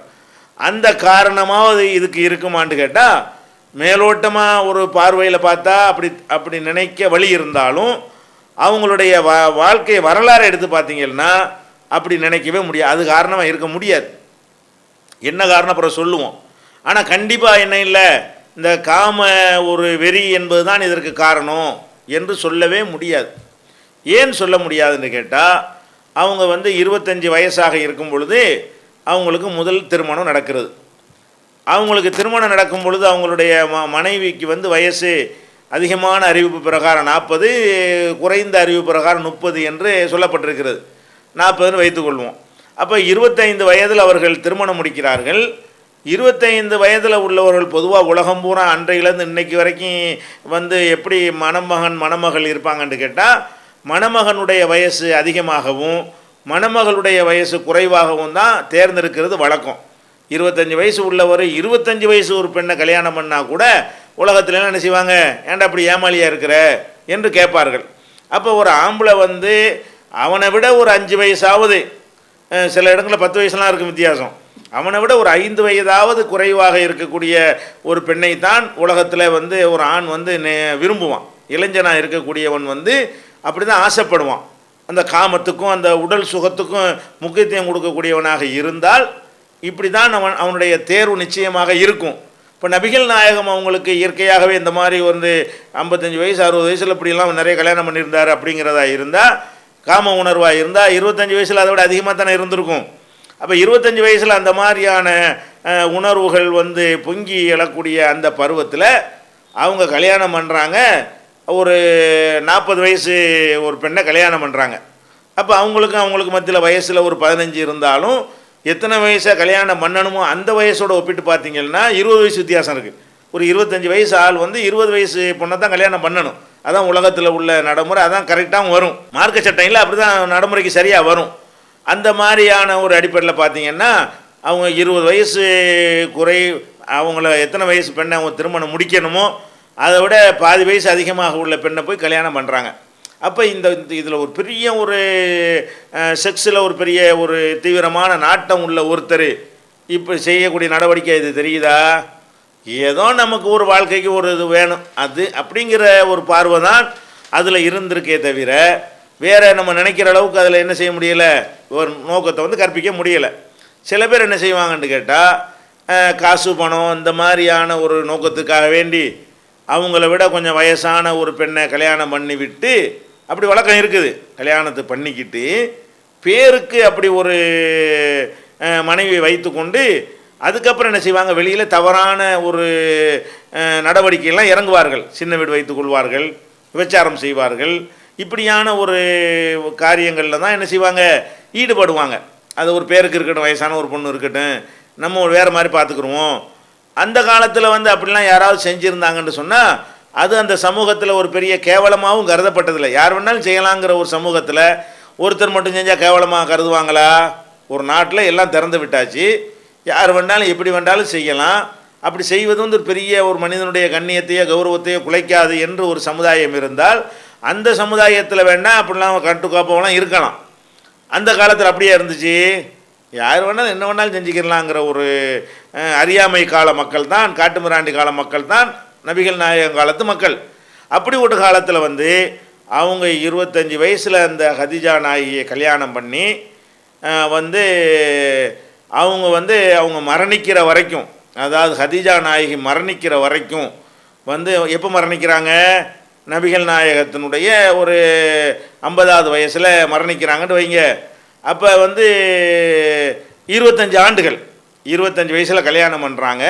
இன்னொரு 25 வருஷம் அந்த பெண்ணோட வாழ்கிறாங்க. அந்த 25 ஆண்டுகளில் 2வது கல்யாணம் பண்ணலை. அதாவது 25லையும் 2வது கல்யாணம் பண்ணலை, 26ல் பண்ணலை, 27ல் பண்ணலை, 28ல் பண்ணலை, 30ல் பண்ணலை, 35ல் பண்ணலை, 40ல் பண்ணலை. அப்போ ஹதீஜா நாயகி மரணிக்கிற காலம் வரைக்கும் அவங்களுக்கு வந்து என்னதான் அந்த ஒரு மனைவியோட மாத்திரமே தான் வாழ்க்கை. தன்னை விட வயது முதிர்ந்த ஒரு மனைவியோடு தான் நினைஞ்சாங்க வாழ்க்கை நடத்தினார்கள். அப்போ இன்னும் சொல்ல போனால் அவங்களுக்கு 50 வயசாக இருக்கக்கூடிய நேரத்தில் அவங்க மனைவிக்கு 65 வயசாக இருக்கும்ல. 65 வயசு ஒரு பெண்ணோட ஒரு கணவராக இருந்து கொள்ளக்கூடியவருக்கு என்ன சந்தோஷம் கிடைச்சிருக்கும்? சந்தோஷம் கிடைக்கலங்கிற அளவுக்கு தான் நம்மளாம் நினைக்கிறோம். அப்படி ஒரு பருவத்தில் இருக்கக்கூடிய நேரத்தில் ஒரு அந்நிய பெண்ணை கைப்பிடிச்சதாகவோ, தப்பாக நடந்ததாகவோ, இன்னொரு கல்யாணம் பண்ணி கொண்டதாகவோ, விசாரம் பண்ணதாகவோ, இப்படியான எந்த ஒரு குற்றச்சாட்டுக்கும் நபிகள் நாயகம் வந்து ஆளாகவே இல்லை. அவங்களுடைய எல்லா திருமணங்களையும் எடுத்துக்கிட்டீர்களே ஆனால் எல்லாம் 50க்கு மேலே தான், 50 வயசுக்கு மேலே. பொதுவாக நல்லா இளமையில் துடுக்கோடவும் துடிப்போடவும் இருந்த யாராக இருந்தாலும் அவங்களுடைய ஆசைகள் எல்லாம் வந்து ஓரளவுக்கு நீர்த்து போய்விடுமே. அந்த மாதிரியான நீர்த்து போய் கொண்டிருக்கக்கூடிய அந்த காலகட்டத்தில் தான் அவங்களுடைய மற்ற திருமணங்கள் எல்லாமே நெஞ்சிருக்கு நடந்து இருக்கிறது. அப்போ இப்போ இதில் நம்ம என்ன பார்க்குறோம், அது இதுதான் மேட்டராக இருக்குமே. ஆனால் அப்போ அது மாதிரில அவங்க தேர்ந்தெடுத்திருப்பாங்க. அது மாதிரில அந்த மக்கள்கிட்டையும் பலதாரமான வந்து ஒரு பெரிய ஒரு கேவலமானதாக கருதப்பட்டது இல்லையே. எல்லாருமே நிறைய கல்யாணம் பண்ணிக்கிட்டு தானே இருந்தாங்க அந்த சமூகத்தில். அப்போ இஸ்லாம் வந்து தான் சொன்னிச்சுன்னு கிடையாது. 10 மனைவி 11 மனைவி உள்ளவங்களாம் அந்த சமூகத்தில் இருந்தாங்க. அப்போ அந்த மாதிரி இருக்கிற ஒரு சமூகத்தில் அவங்களும் அதே மாதிரி செய்திருப்பார்களே ஆனால் அவங்களுக்கு ஒரு கௌரவ குறை வந்திருக்குமா? அப்போ எப்போ தேவையோ அப்போ தானே அதிகமாக பண்ணணும். இன்னும் சொல்ல போனால் காசு பணம் மேட்ரு எடுத்துக்கிறங்க. பொம்பளையை கல்யாணம் பண்ணுறாங்க சும்மாவா? கல்யாணம் பண்ணால் சோறு கூட அதெல்லாம் கொடுக்கணுமே. மக்காவில் இருக்கிற வரைக்கும் கொடுக்கக்கூடிய அளவில் பெரிய ஒரு கெப்பாசிட்டி அவங்கள்ட்ட இருந்தது. பொருளாதாரத்தில் வந்து பயங்கரமான, அந்த ஊரிலே பெரிய செல்வந்தர்னு சொல்லக்கூடிய அளவில் அவங்களுடைய நிலைமை வந்து தன்னிறைவு பெற்ற நிலைமையாகவும் அடுத்தவருக்கு வாரி வழங்கக்கூடிய நிலைமையாக இருந்தது. அந்த கட்டத்தில் வந்து 25 மனைவியை கட்டினா கூட 25 பேருக்கு என்ன செய்ய முடியும்? ஆளுக்கு ஒரு அரண்மனையை கட்டி கொடுத்து சொகுசாக வாழ முடியுமான ஒரு பருவத்தில் அவங்க செய்யவில்லை. ஆனால் எப்போ இந்த திருமணங்கள் எல்லாம் அதிகமாக செய்ய வேண்டிய நிலைமை ஏற்படுது என்று கேட்டால் அவங்க வந்து விரட்டப்பட்டு வீடு வாசல் இல்லாமல் பள்ளிவாசலில் போய் ஒண்டிக்கிட்டு ஒரு குடிசையை போட்டுக்கொண்டு ஒருவேளை சாப்பிட்டா மறுவேளை சாப்பாடு இல்லாமல் ஜக்காத்தும் சாப்பிடக்கூடாதுன்னு சொல்லிவிட்டு அரசாங்கம் பைத்துல் மாலை தொடக்கூடாதுன்னு சொல்லிவிட்டு ஒரு பேரிச்சம்பழத்தை ஒரு நாளைக்கு சாப்பிட்டு கொண்டு இப்படியாக அவங்க சாப்பாட்டுக்கே கஷ்டப்படக்கூடிய இந்த காலகட்டத்தில் தான் அவர்களுடைய மற்ற திருமணங்கள் எல்லாம் வந்து நடக்கிறது என்பதை பொதுவான ஒரு பார்வையில் நீங்கள் விளங்கி கொள்ளணும். அப்போ ஆயிஷா நாயை மக்காவில் கல்யாணம் பண்ணாலும் சின்ன சிறுமியாக தான் கல்யாணம் பண்ணாங்க. குடும்ப வாழ்க்கை நடத்தக்கூடிய நேரத்தில் அவங்க வந்து மதீனாவுக்கு வந்துட்டாங்கன்னு வைங்களேன். அப்போ இந்த மாதிரியான ஒரு அடிப்படையில் வைத்து நம்ம பார்க்கும் பொழுது இப்போ நபிகள் நாயகம் ஸல்லல்லாஹு அலைஹி வஸல்லம் அவர்கள் 50 வயசு அந்த அது வரை மனைவி இருக்கிற வரைக்கும், முதல் மனைவி இருக்கிற வரைக்கும் வேறு கல்யாணம் பண்ணாதனாலையும் அந்த இளமை துடிப்பு இருக்கக்கூடிய அந்த பருவத்தில் தான் அதிகமான ஒரு ஆசைகள்லாம் வரும் என்று இருந்தும் கூட, பொருளாதாரம் இருக்கும்பொழுது அந்த மாதிரி ஆசைகள்லாம் வரும் என்று இருந்தும் கூட, காசு பணமெல்லாம் இல்லாமல் தளர்ந்தும் போன ஒரு கட்டத்தில் தான் இதை செய்தார்கள் என்பதை பார்க்கும் பொழுது இது வந்து அவர்களுக்கு கொடுக்கப்பட்ட கூடுதல் சுமையாகத்தான் எடுத்துக்கொள்ளணுமே தவிர கூடுதல் சுகமாக நம்ம எடுத்துக்கொள்ளக்கூடாது. அப்போ என்ன சுமை அதில் இருக்கிறது என்று சொன்னால், நபிகள் நாயகம் ஸல்லல்லாஹு அலைஹி வஸல்லம் அவர்களை பொறுத்த வரைக்கும் அவங்க வந்து சாதாரண மனிதர் கிடையாது. அவங்க அல்லாஹ்வுடைய தூதருங்கிற அந்தஸ்தோடு உள்ள ஒரு மனிதர் தான், மனிதத்தன்மைக்கு அப்பாற்பட்டவர் கிடையாது. ஆனால் அவர்களுக்கு அல்லாஹ்வுடைய தூதர் என்கிற ஒரு சிறப்பு தகுதி இருக்கிறது. அல்லாஹ்வுடைய தூதர்னா என்ன, அவங்களுடைய ஒவ்வொரு சொல்லு செயல் அசைவு அத்தனையும் நம்ம பின்பற்றணும். அவங்கள யார் தூதர் என்று ஏற்றுக்கொண்டிருக்கிறோமோ எல்லாருமே பின்பற்றுவதற்கு உரியதாக அவங்களுடைய எல்லா செயல்களும் இருக்கிறது. அவங்களுடைய அனைத்து செயல்களும் அந்த காலத்து மக்களுக்கோ அடுத்த தலைமுறை மக்களுக்கோ போக வேண்டுமானால் யார் வழியாக போகும்? இப்போ நம்ம நபிகள் நாயகம் காலத்தில் வாழ்ந்தோம் இல்லை, அவங்க காலத்தில் வாழ்ந்த தோழர்கள் வழியாகத்தான் அந்த செய்திகள் எல்லாம் உலகத்துக்கு வந்து சேர வேண்டியதாக இருக்கிறது. அப்போ நபிகள் நாயகம் ஸல்லல்லாஹு அலைஹி வஸல்லம் அவங்களுடைய வாழ்க்கையில் உள்ளதையெல்லாம் பார்த்து சஹாபாக்கள் அறிவிக்கிறாங்க.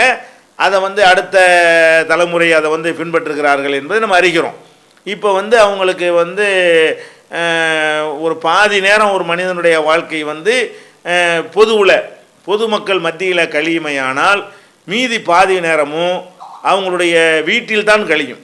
எந்த ஒரு மனிதரை எடுத்துக்கொண்டாலும் சரி, உள்ளூரில் மனைவி மக்களோடு இருக்கக்கூடிய மனிதர் உங்களை மாதிரி தொழில் செய்வதற்காக வேண்டி ஒரு நிர்பந்தத்தின் காரணமாக பிரிந்திருக்கக்கூடியவர்களுக்கு அந்த வாய்ப்பு இல்லாமல் இருக்கலாம். ஊர்லேயே இருக்கக்கூடிய ஒருவராக இருப்பாரையானால் அவருடைய நிலைமை எப்படி இருக்கும்? பாதி நேரம் மக்களுக்கு மத்தியில் உள்ள வியாபாரம், தொழில், பிஸ்னஸ், என்னத்தையாவது கூலி வேலை என்னத்தையாவது செய்து கொண்டிருப்பார். பாதி நேரம் என்ன செய்வார்னா அவர் மனைவி மக்களோடு தான் என்ன செய்வார், வீட்டில் தான் இருப்பார். அப்போ ஒரு மனிதருடைய பாதி வாழ்க்கையை தான் உலகத்தில் உள்ள தோழர்கள் வழியாக அறிவிக்க முடியும். மீதி பாதி வாழ்க்கை வந்து வீட்டிலே கழிகிற காரணத்தினால் அப்போ அவங்களுடைய வாழ்க்கையுடைய அனைத்து விஷயங்களும் அவங்களுடைய மனைவிமார்கள் மூலமாகத்தான் நமக்கு கிடைக்க வேண்டி இருக்கிறது. அப்போ மனைவிமார்கள் கொஞ்சம் ஒருத்தரோ 2 பேரோ இருந்தார்களே ஆனால் அவர்கள் வந்து அதில் முக்கால்வாசியை மறந்துட்டாங்கன்னு வைங்க, சொல்ல தேவையில்லைன்னு விட்டுட்டாங்கன்னு வைங்க. வீட்டுக்குள்ளே ரசூலுல்லாஹ் எப்படியெல்லாம் நடப்பார்கள், என்னென்ன பேசுவார்கள், என்னென்ன சொன்னார்கள், எப்படியெல்லாம் எங்களுக்கு பயிற்சி நடத்துவார்கள், கொடுப்பார்கள் என்ற மாதிரியான விஷயம், இல்லற வாழ்க்கை சம்பந்தமான விஷயம், இந்த விஷயங்களை எல்லாம் அவங்க மனைவிமார்கள் வந்து ஒருத்தரோ 2 பேரை இருந்து அதை வந்து முழுமையாக, என்ன ஒருத்தர் 2 பேர் அனைத்தையும் சொல்ல முடியாது, முழுமையாக அடுத்த தலைமுறைக்கு சொல்லவில்லை என்று சொன்னால் குடும்ப வாழ்க்கையில் அவர்களுடைய பல காரியங்கள் வந்து அடுத்த தலைமுறைக்கு கிடைக்காமலே போய்விடும். கிடைக்க வேணும்னா என்ன செய்யணும், கொஞ்சம் அதிகமான மனைவிமார்கள், அந்த லிமிட்டு ஒரு 10-15 பேர் அந்த மாதிரி இருந்தாங்கன்னு சொன்னால் அப்போ ஒருத்தர் இல்லாட்டி ஒருத்தர் என்ன செய்வாங்க, ஒருத்தர் சொல்ல வைக்கப்படுறது அடுத்தவர் சொல்லுவாங்க, ஒருத்தர் மறந்தது அடுத்தவர் சொல்லுவாங்க. அப்போ நபிகள் நாயகத்தினுடைய வீட்டுக்குள்ளே உள்ள வாழ்க்கையில் எந்த ஒன்று மிஸ் ஆகாமல் அப்படியே மக்களுக்கு கிடைக்க வேண்டுமாக இருந்தால் இது ஒரு அவசியம். இந்த ஒரு காரணம் இந்த மார்க்கத்தில் இந்த காரணம் சொல்லப்படவில்லை. ஆனால் நம்ம பார்க்கக்கூடிய நேரத்தில் இது உங்களுக்கு சுமை தான்.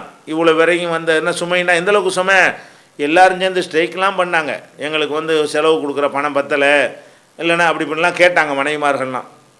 அப்போ வந்து அது அவங்களுக்கு பெரிய ஒரு மனக்கலக்கத்தை ஏற்படுத்திச்சு. அல்லா மேலே சத்தியம் பண்ணி ஒருத்தர் வேணான்னு போயிட்டாங்க. இப்படிலாம் கோவப்படுத்துகிற சம்பவங்கள்லாம் நடந்தது. அப்போ இது வந்து எந்த ஒரு மனிதனுக்காவது நீங்களே யோசித்து பார்க்க வேண்டும். ஒரு மனிதன் இருக்கிறான், அவனுக்கு வயசு வந்து 50க்கு மேலே, அவனுக்கு எந்த விதமான சாப்பாடு வசதியும் இல்லை, அவன் சாப்பாடுறதுக்கே சிரமப்பட்டுக்கிட்டு இருக்கிறான். இந்த மாதிரி ஒரு பெரிய கஷ்ட ஜீவனம் நடத்தி கொண்டிருக்கக்கூடிய ஒருத்தன் வந்து நீ வந்து இன்னொரு கல்யாணம் ஒரு மனைவி இருக்கும் இன்னொன்று பண்ணிக்கன்னா பண்ணுவானாவன், அம்மாடி எனக்கு எதுக்குன்றான். இதுதான் மனிதனுடைய இயல்பு. அப்போ அந்த மாதிரியான காசும் இல்லாமல் அந்த மாதிரி ஒரு வயசும் போய் கொண்ட நிலையில் இதெல்லாம் வந்து ஒருத்தர் வந்து ஒரு சுமையாக தான் ஆகும். அப்போ நபிகள் நாயகம் ஸல்லல்லாஹு அலைஹி வஸல்லம் அவர்கள் இது வந்து மற்றவர்களுக்கெல்லாம் சுமக்க முடியாத ஒரு சுமையாக அதை சுமந்து, சரி நம்முடைய வரலாறு வந்து உலகத்துக்கு திறந்த புத்தகமாக போய் சென்றடையணும், அது வந்து உரிமையோட ஒரு மனைவி, ஏன்னா மனைவிங்கிற உரிமை இல்லாமல் ஒருத்தர் வீட்டுக்குள்ளே ஒரு பெண்ணு வந்து பார்த்துட்டு போய் சொல்ல முடியுமா? இது மனைவிங்கிற ஒரு உரிமை இருந்தால் தான் வீட்டளவுக்கு வந்து என்ன செய்ய முடியும், எல்லாத்தையுமே பார்க்கவும் அறிவிக்கவும் முடியும். அதையெல்லாம் கருத்தில் கொண்டு பார்க்கக்கூடிய நேரத்தில் நபிகள் நாயகம் ஸல்லல்லாஹு அலைஹி வஸல்லம் அவங்களுடைய அந்த பல திருமணத்திற்கு இந்த மாதிரியா பார்க்கும்போது அப்படி தெரிகிறது. அவங்க வந்து நபிகள் நாயகத்தினுடைய இந்த ஒரு விஷயத்தை மட்டும் 11 மனைவிங்கிற அந்த வார்த்தையை மட்டும்தான் அவங்க பார்க்கிறார்களே தவிர ஒட்டுமொத்த அந்த மனிதருடைய வாழ்க்கை, அவர் இளமையில் என்னென்ன சேட்டை பண்ணாரா, இந்த மாதிரி ரிமார்க் அவருக்கு உண்டா, அது மாதிரி ஒரு கம்ப்ளைண்ட் அவருக்கு இருக்கிறதா, அதை சொல்லி யாராவது அவங்க இறை தூதர்ன்னு சொன்ன பொழுது விமர்சனம் பண்ணினார்களா, இது திடீர்னு வந்துடாத. ஒருத்தன் வந்து 60 வயசில் சேட்டை பண்ணுறான்னா 25 கூட தானே பண்ணியிருப்பான், 30 வயசில் அதை விட அதுக்கு தகுந்த மாதிரி தானே பண்ணியிருப்பான். அப்படியெல்லாம் ஒரு கெட்ட ஒரு வரலாறு இல்லாத ஒருவராக நபிகள் நான் இருக்கிறாங்க என்பதையும் பார்த்து எதிரிகள் கூட அவங்கள நபின்னு சொல்லும் பொழுது அவங்க கேரக்டர் சம்பந்தமாக எந்த ஒரு விமர்சனமும் செய்ததில்லை என்பதெல்லாம் வச்சு பார்க்கக்கூடிய, அதெல்லாம் சேர்த்து வச்சு என்ன செய்யணும் பார்க்குறது. ஒரே எதுக்கு எடுத்தாலும் காமங்கிறதா இருந்தால் அவங்க நினைத்திருப்பார்களே. ஆனால் அப்படி வச்சுக்கிடுவோம், சில பேர் வயசான காலத்துலேயும் பல மாதிரி ஜாலியாக இருக்குன்னு நினைப்பார்கள். அவங்களாம் எப்படி நினைப்பார்கள்னா, அந்த மாதிரி பெரிய சக்கரவர்த்தியாக இருக்கக்கூடிய நேரத்தில் நல்ல ஒரு 20-18 வயசு பொண்ணாக கூட்டுவாங்கப்பா, கல்யாணம் பண்ணிக்கிறோன்ட்டு கொண்டு பண்ணால் அது யார் தடுத்துருக்க முடியும்? அது இருந்தால் யார் வந்து அது கேள்வி கேட்க முடியும்? யார் வேண்டாலும் பொண்ணு கொடுக்க ரெடியாக இருப்பாங்களா நபிகள் நாய்? அப்படியாக தேர்ந்தெடுத்தாங்களா? எல்லாமே என்னது, எல்லாம் 2 கணவருக்கு வாழ்க்கைப்பட்ட விதவை, 3 கணவருக்கு வாழ்க்கைப்பட்ட விதவை, 1 கணவருக்கு வாழ்க்கைப்பட்ட விதவை, இந்த மாதிரியாகவே தான் இருந்தார்கள். ஏன் அவங்களும் அந்த மாதிரி இதுக்கு முக்கியத்துவம் கொடுக்காத வயசில் இருக்கணும். அவங்க ஒரு இளம் பெண்ணாக இருந்தார்களே, ஆனால் இதுக்கு அவங்க முக்கியத்துவம் கொடுக்கக்கூடியவர்களாக இருந்தால் அதுவே அவங்களுக்கு செய்கிற ஒரு அநீதியாகவும் போய்விடும். அப்போ இதெல்லாம் இப்படிலாம் பல கோணங்களை வைத்து பார்க்க வேண்டிய ஒரு பிரச்சனையை இப்படி மேலோட்டமாக பார்த்து என்ன செய்கிறாங்க, ஒரு தப்பான ஒரு விமர்சனம் பண்ணுகிறார்கள். அதனால் நபிகள் நாயகம் ஸல்லல்லாஹு அலைஹி வஸல்லம் அவர்கள் பல திருமணங்கள் செய்தது ஏன் என்கிற தலைப்பில் ஒரு நூலும் எழுதியிருக்கிறோம். அந்த நூலையும் நம்ம நினைஞ்சிருக்கிறோம். onlinepj.comல நூல்கள் என்கிற தலைப்புக்குள்ளே போனீங்கன்னு சொன்னால் அதில் நபிகள் நாயகம் பல திருமணங்கள் செய்தது ஏன் என்கிற தலைப்பில் ஒரு நூல் இருக்கும். அதை ஓப்பன் பண்ணி பார்த்து கூடுதல் விவரம் தெரிஞ்சுக்கிறங்க.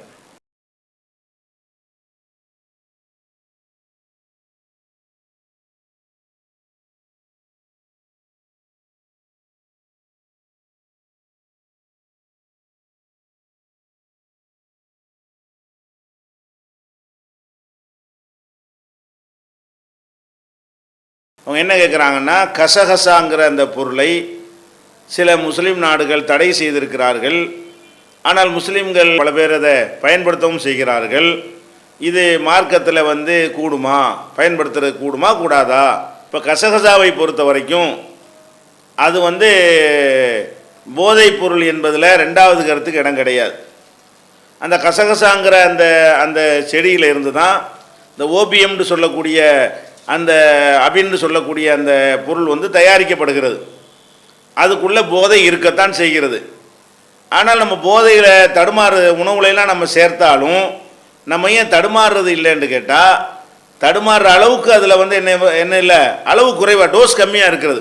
ஒரு கறியில் கொஞ்சோன்னு சேர்த்திங்கன்னு சொன்னால் அதனால் போதை ஒன்றும் வந்துடாது. அதையே சும்மா சாப்பிட்டா கண்டிப்பாக என்ன செய்யும், ஒரு அளவு சாப்பிட்டால் அதில் போதை வரத்தான் செய்யும். அப்போ அது போதைங்கிற அடிப்படையில் வைத்து பார்த்தோம்னா நபிகள் நாயகம் ஸல்லல்லாஹு அலைஹி வஸல்லம் சொல்கிறாங்க, மா அஸ்கர கதீருஹு ஃபகலீலுஹு மின்ஹு ஹராம். எந்த ஒரு பொருளை அதிகமாக சாப்பிடுவது போதை தருமோ அந்த பொருளை குறைவாக சாப்பிடுவதும் ஹராமு. ஒரு லிட்டரு சாப்பிட்டா தான் போதை வரும் என்று இருக்குமையானால் 50 மில்லி சாப்பிடுவதும் ஹராம் தான். 50 மில்லியில் எனக்கு வராதுன்னு சொல்லக்கூடாது. அதாவது எந்த பொருளை நிறைய சாப்பிட்டால் போதை வருமோ அந்த பொருளை குறைவாக நம்ம சாப்பிட்டாலும் அது ஹராமு. அப்போ கசகசாவை நம்ம குறைவாக பயன்படுத்துகிற காரணத்தினால் நமக்கு போதை வராமல் இருக்கலாம். அதை கொஞ்சம் அதிகமாக பயன்படுத்தினார்களே ஆனால் அந்த மரத்தில் உள்ள எல்லாமே போதை தருவதற்காக வேண்டி உள்ள மரம்தான், அது கண்டிப்பாக போதை தரும் என்பதை வந்து விஞ்ஞானபூர்வமாகவும் அறிவியல் பூர்வமாகவும் நிரூபிக்கப்பட்ட காரணத்தினால தான் சவுதி அரசாங்கம் வந்து அந்த கசகசாவை கொண்டுட்டு வரக்கூடாது. ஹஜ்ஜிக்கு போகிறவங்களுக்கு ஹாஜிகளுக்கு அந்த லிஸ்ட்டே கொடுத்துருவாங்க. நீங்கள் சவுதிக்கு கொண்டு செல்வதற்கு தடை செய்யப்பட்ட பொருட்கள் அப்படிங்கிறதுல கசகசாவையும் குறிப்பிட்டிருப்பார்கள்.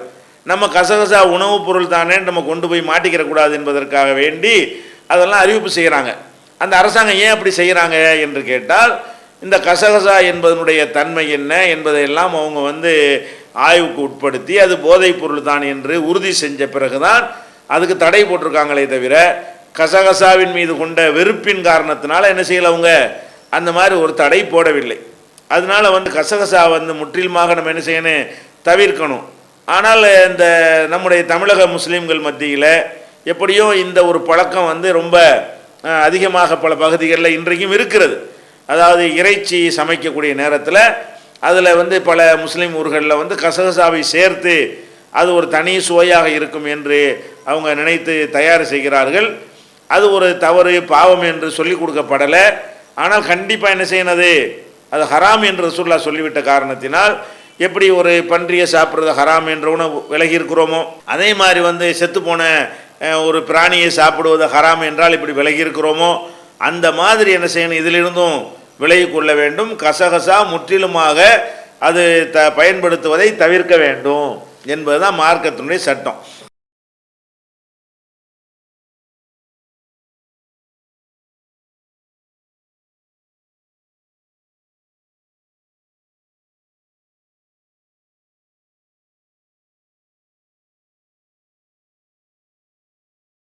புகையிலை பொருட்களை பற்றி மார்க்கம் என்ன சொல்கிறது அப்படின்னு கேட்குறாங்க. புகையிலையை பொறுத்த வரைக்கும் அந்த புகையிலையை நேரடியாக மென்று சாப்பிட்டாலும் சரி, அந்த புகையிலையை பவுடராக்கி அதை பாக்கோடு கலந்து பான்பராக்குங்கிற அடிப்படையில் அதை சாப்பிட்டாலும் சரி, அல்லது வெத்திலையோடு சேர்த்து புகையிலையும் ஒரு துண்டை சேர்த்து மென்று சுவைத்து சாப்பிட்டாலும் சரி, அல்லது புகையிலை ஒரு துண்டை எடுத்து பல்லுக்கு இடையில் வைத்து அந்த விறுவிருண்டதை ஒரு காரமாக இருக்குது என்பதற்காக வைத்து கொண்டாலும் சரி, அல்லது அந்த புகையிலையை புகை வர்றதுனால புகையிலைன்னு பேர், அதை புகை வருவதற்கு ஏற்றவாறு பீடியாக, சுருட்டாக, சிகரெட்டாக இது மாதிரி நம்ம தயாரித்து கொண்டாலும் சரி, இது எல்லாமே பயங்கரமான ஒரு கேடு தரக்கூடிய ஒரு பொருள். மதுபானத்தை கூட என்ன சொல்லப்பட்டிருக்குன்னா, அதில் நன்மை இருப்பதாகவே மார்க்கம் சொல்லுது. மார்க்கத்தில் மதுபானத்தை அல்லாஹ் ஹராமாக்கிட்டு என்ன சொல்கிறான்னு கேட்டால், மதுபானத்தையும் சூதாட்டத்தையும் அல்லாஹ் ஹராமாக்கி விட்டு சொல்கிறான், ஓ இஸ்முஹுமா அக்பரு மின் நஃபைஹிமா. அதில் அல்லாஹ் என்ன சொல்கிறான்னு கேட்டால், இந்த ரெண்டு பொருள்லையும் நன்மைகளும் இருக்கிறது, கேடுகளும் இருக்கிறது, நன்மையை விட கேடுகள் ரொம்ப அதிகமாக இருக்கிறது என்று அல்லாஹ் இந்த போதைப் பொருளுக்கு சொல்லி காட்டுகிறான். அப்போ இந்த போதைப் பொருளை பொறுத்த வரைக்கும் சில நன்மைகள் இருக்கத்தான் செய்கிற. ஒருத்தன் கவலையாக இருக்கான்னு வைங்களேன், அவன் ஒரு தண்ணி அடிச்சுட்டு படுத்துட்டான்னு சொன்னால் அவனுக்கு கவலை போயிடும், அசந்து தூங்குவான், தூக்கமே வராது அவனுக்கு என்னவாகும், அப்படியான ஒரு நிம்மதி கிடைக்கக்கூடியதாக இருக்கும். இப்படிலாம் சில நன்மைகள் இருப்பதாக என்ன செய்கிறாங்க, சொல்கிறாங்க. சில குளிர் பிரதேசங்களில் அதை சாப்பிட்டோம்னா அந்த குளிருக்கு ஒரு இதமாக ஒரு உடம்பெல்லாம் இரத்த ஓட்டத்தை சீராக்கக்கூடியதாக இருக்கும் என்றெல்லாம் நினைத்து அதை ஒரு வாழ்க்கையின் ஒரு அம்சமாகவே குளிர் பிரதேசங்களில் வைத்திருக்கிறார்கள். அதுக்கு முழுக்கேடுன்னு சொல்ல இயலாது. மதுபானத்தில் சில நன்மைகள் இருக்கவே செய்கிறது. அதை சொல்லிட்டு தான் அல்லாஹ் என்ன சொல்கிறான்னு கேட்டால், நன்மை இருந்தாலும் தீமை அதை விட அதிகமாக இருக்கிறது, அதனால் நீங்கள் முழுசாக ஹல்லன்து முன்தகூன் அதை விலகி கொள்ள மாட்டீர்களா அப்படின்னு கேட்டு அல்லாஹ் மதுபானத்திற்கு தடை செய்து விடுகிறான். அப்போ இந்த மதுபானங்களை பொறுத்த வரைக்கும் அதில் நன்மையும் தீமையும் இருக்குங்கிறது தான் அல்லாஹ்வுடைய வார்த்தையாகவும் இருக்கிறது, அதுதான் அனுபவஸ்தருடைய வார்த்தையாகவும் இருக்கிறது, அதுதான் அறிவியலுடைய முடிவாகவும் இருக்கிறது. அது 100% கெட்டது கிடையாது. போதைப் பொருள்கள் அதில் ஒரு 10% நன்மை இருந்தால் 90% கேடுங்கிற வகையில் அது ஹராமாக்கப்பட்டிருக்கு. ஆனால் இந்த புகையில் இருக்கு பாருங்க, அது 100% கேடு. எந்த ஒரு டாக்டராவது புகையிலை படிக்கிறது நல்லதுன்னு சொல்லியிருக்கிறானா? மதுபானத்தை பற்றி சொல்லியிருக்கிறான், அது நல்லது தாங்க, ஆனாலும் நீங்கள் கேடு அதிகமாக இருக்குதுன்னு சொல்லுவான். ஆனால் புகையிலையை பொறுத்த வரைக்கும் ஒரு டாக்டராவது இது ஒரு நல்லது, இது உடம்புக்கு ரொம்ப ஆரோக்கியமானது, உடம்புக்கு தெம்பு தரக்கூடியது, ஒரு கவலையை போக்கக்கூடியது ஒன்றும் கூட கிடையாது. அப்போ அந்த மதுபானத்தை விடவும் 100% அந்த தீமை உறுதி செய்யப்பட்டது எது? புகையிலை பொருள்கள். இது போதை வரலையேன்னு சொல்லலாம். போதை வருவது மட்டும் மார்க்கத்தில் ஹராம் கிடையாதுங்க, நமக்கு கேடு செய்வது ஹராம். நபிகள் நாயகம் ஸல்லல்லாஹு அலைஹி வஸல்லம் சொன்னாங்க, குல்லு முஸ்கிரின் ஓ முஃப்திரின் ஹராம், போதை தருகிற ஒவ்வொன்றும் ஹராம், மனிதனுக்கு கேடு தருகின்ற கேடு செய்கின்ற ஒவ்வொன்றும் ஹராம். அப்போ போதையும் ஹராமு தான்.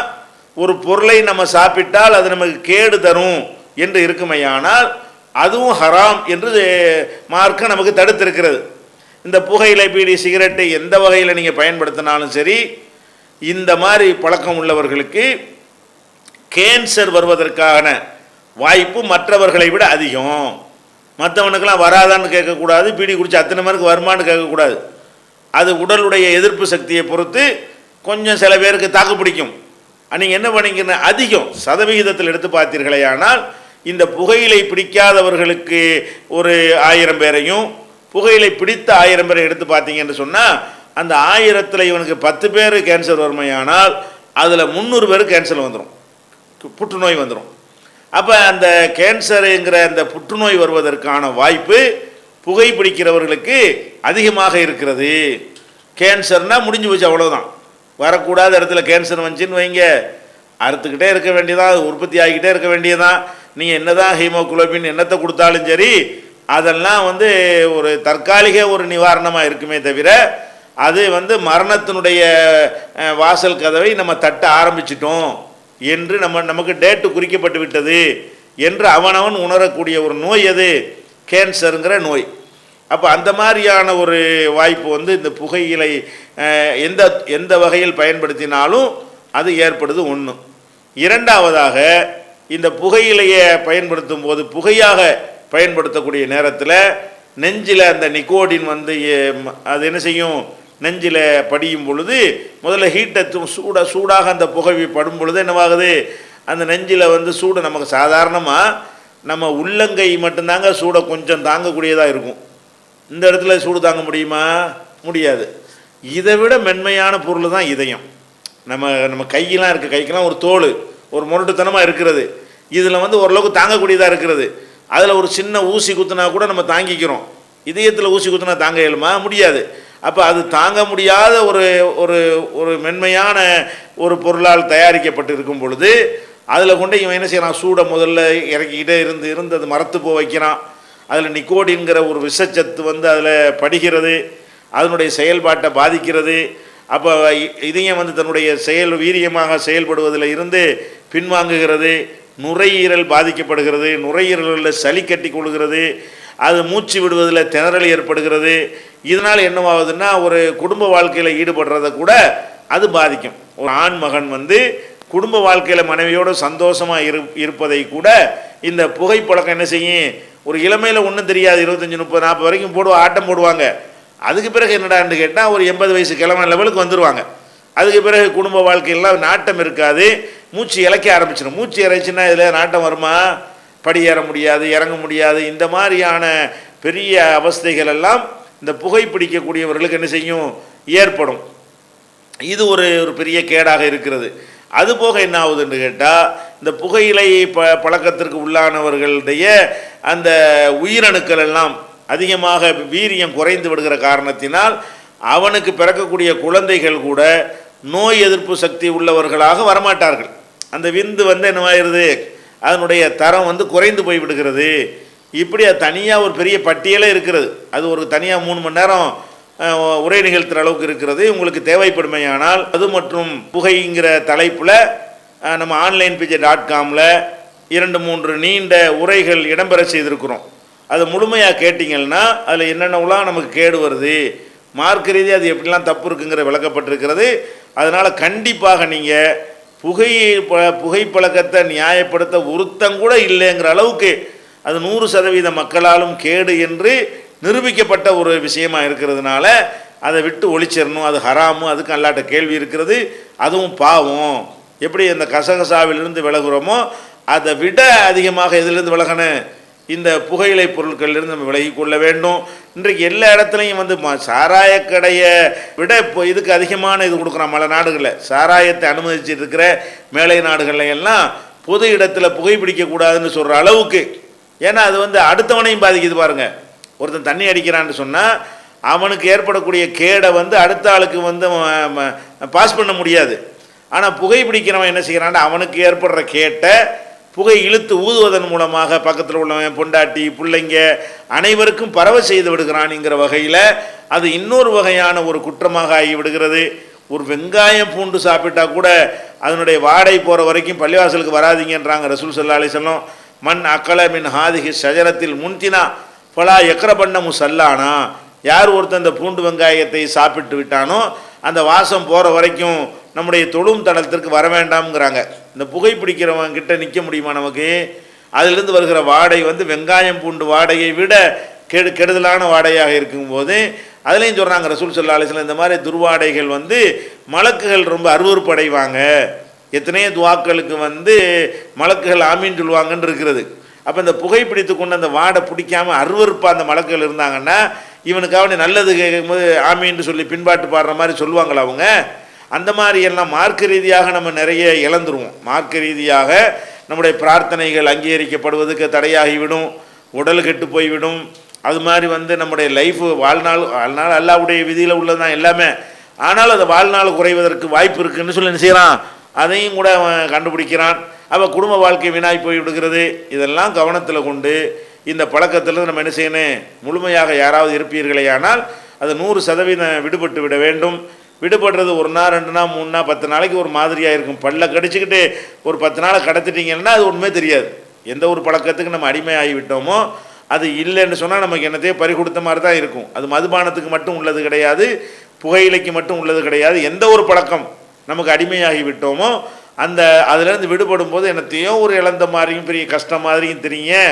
அப்படியே நம்ம உடம்புக்கு ட்ரைனிங் கொடுத்து பழக்கிட்டோம். இது ரொம்ப நாளைக்கு நிற்காது. 10 நாளைக்கு அதை பல்ல கடிச்சு நீங்கள் தூக்கி போட்டிங்கன்னு சொன்னால் அதிலேருந்து விடுவிட்டுடலாம். அப்படி தூக்கி போடுறவங்க கொஞ்சம் கொஞ்சமாக விடுன்னு நினச்சிங்கன்னா நீ ஜெயிக்க முடியாது. நம்ம 10 சிகரெட்டை ஒரு 9 ஆக்கிக்கிடுவோம், அடுத்த நாளைக்கு 8 ஆக்கிடுவோம், அடுத்த நாளைக்கு 7 ஆக்கிடுவோம்னு நினச்சிக்கிட்டு வைங்க. ஒரு வாரம் கழித்து பார்த்தா 10 12 ஆயிருக்குமே தவிர உங்களால் முடியாது. தூக்கி இந்த நிமிஷமே கிழிச்சு போட்டு பாக்கெட்டில் இருந்தால் கூட தூக்கி எறிஞ்சிட்டு இப்போ நீங்கள் விட்டீங்கன்னா விட்டுடலாம். அவர்கள் தான் மன வைராக்கியம் உடையவர். எதனால் எல்லாரும் தோத்துடுறாங்கன்னு சொன்னால் குறைக்க நினைக்கிறாங்க. குறைக்கவே நினைக்கக்கூடாது. புகைப்பழக்கத்தை பொறுத்த வரைக்கும் குறைக்க நினைத்தீர்களேயானால் அது போதுமானதாக இல்லாமல் நம்ம அதிகரித்து தான் போய்விடும்.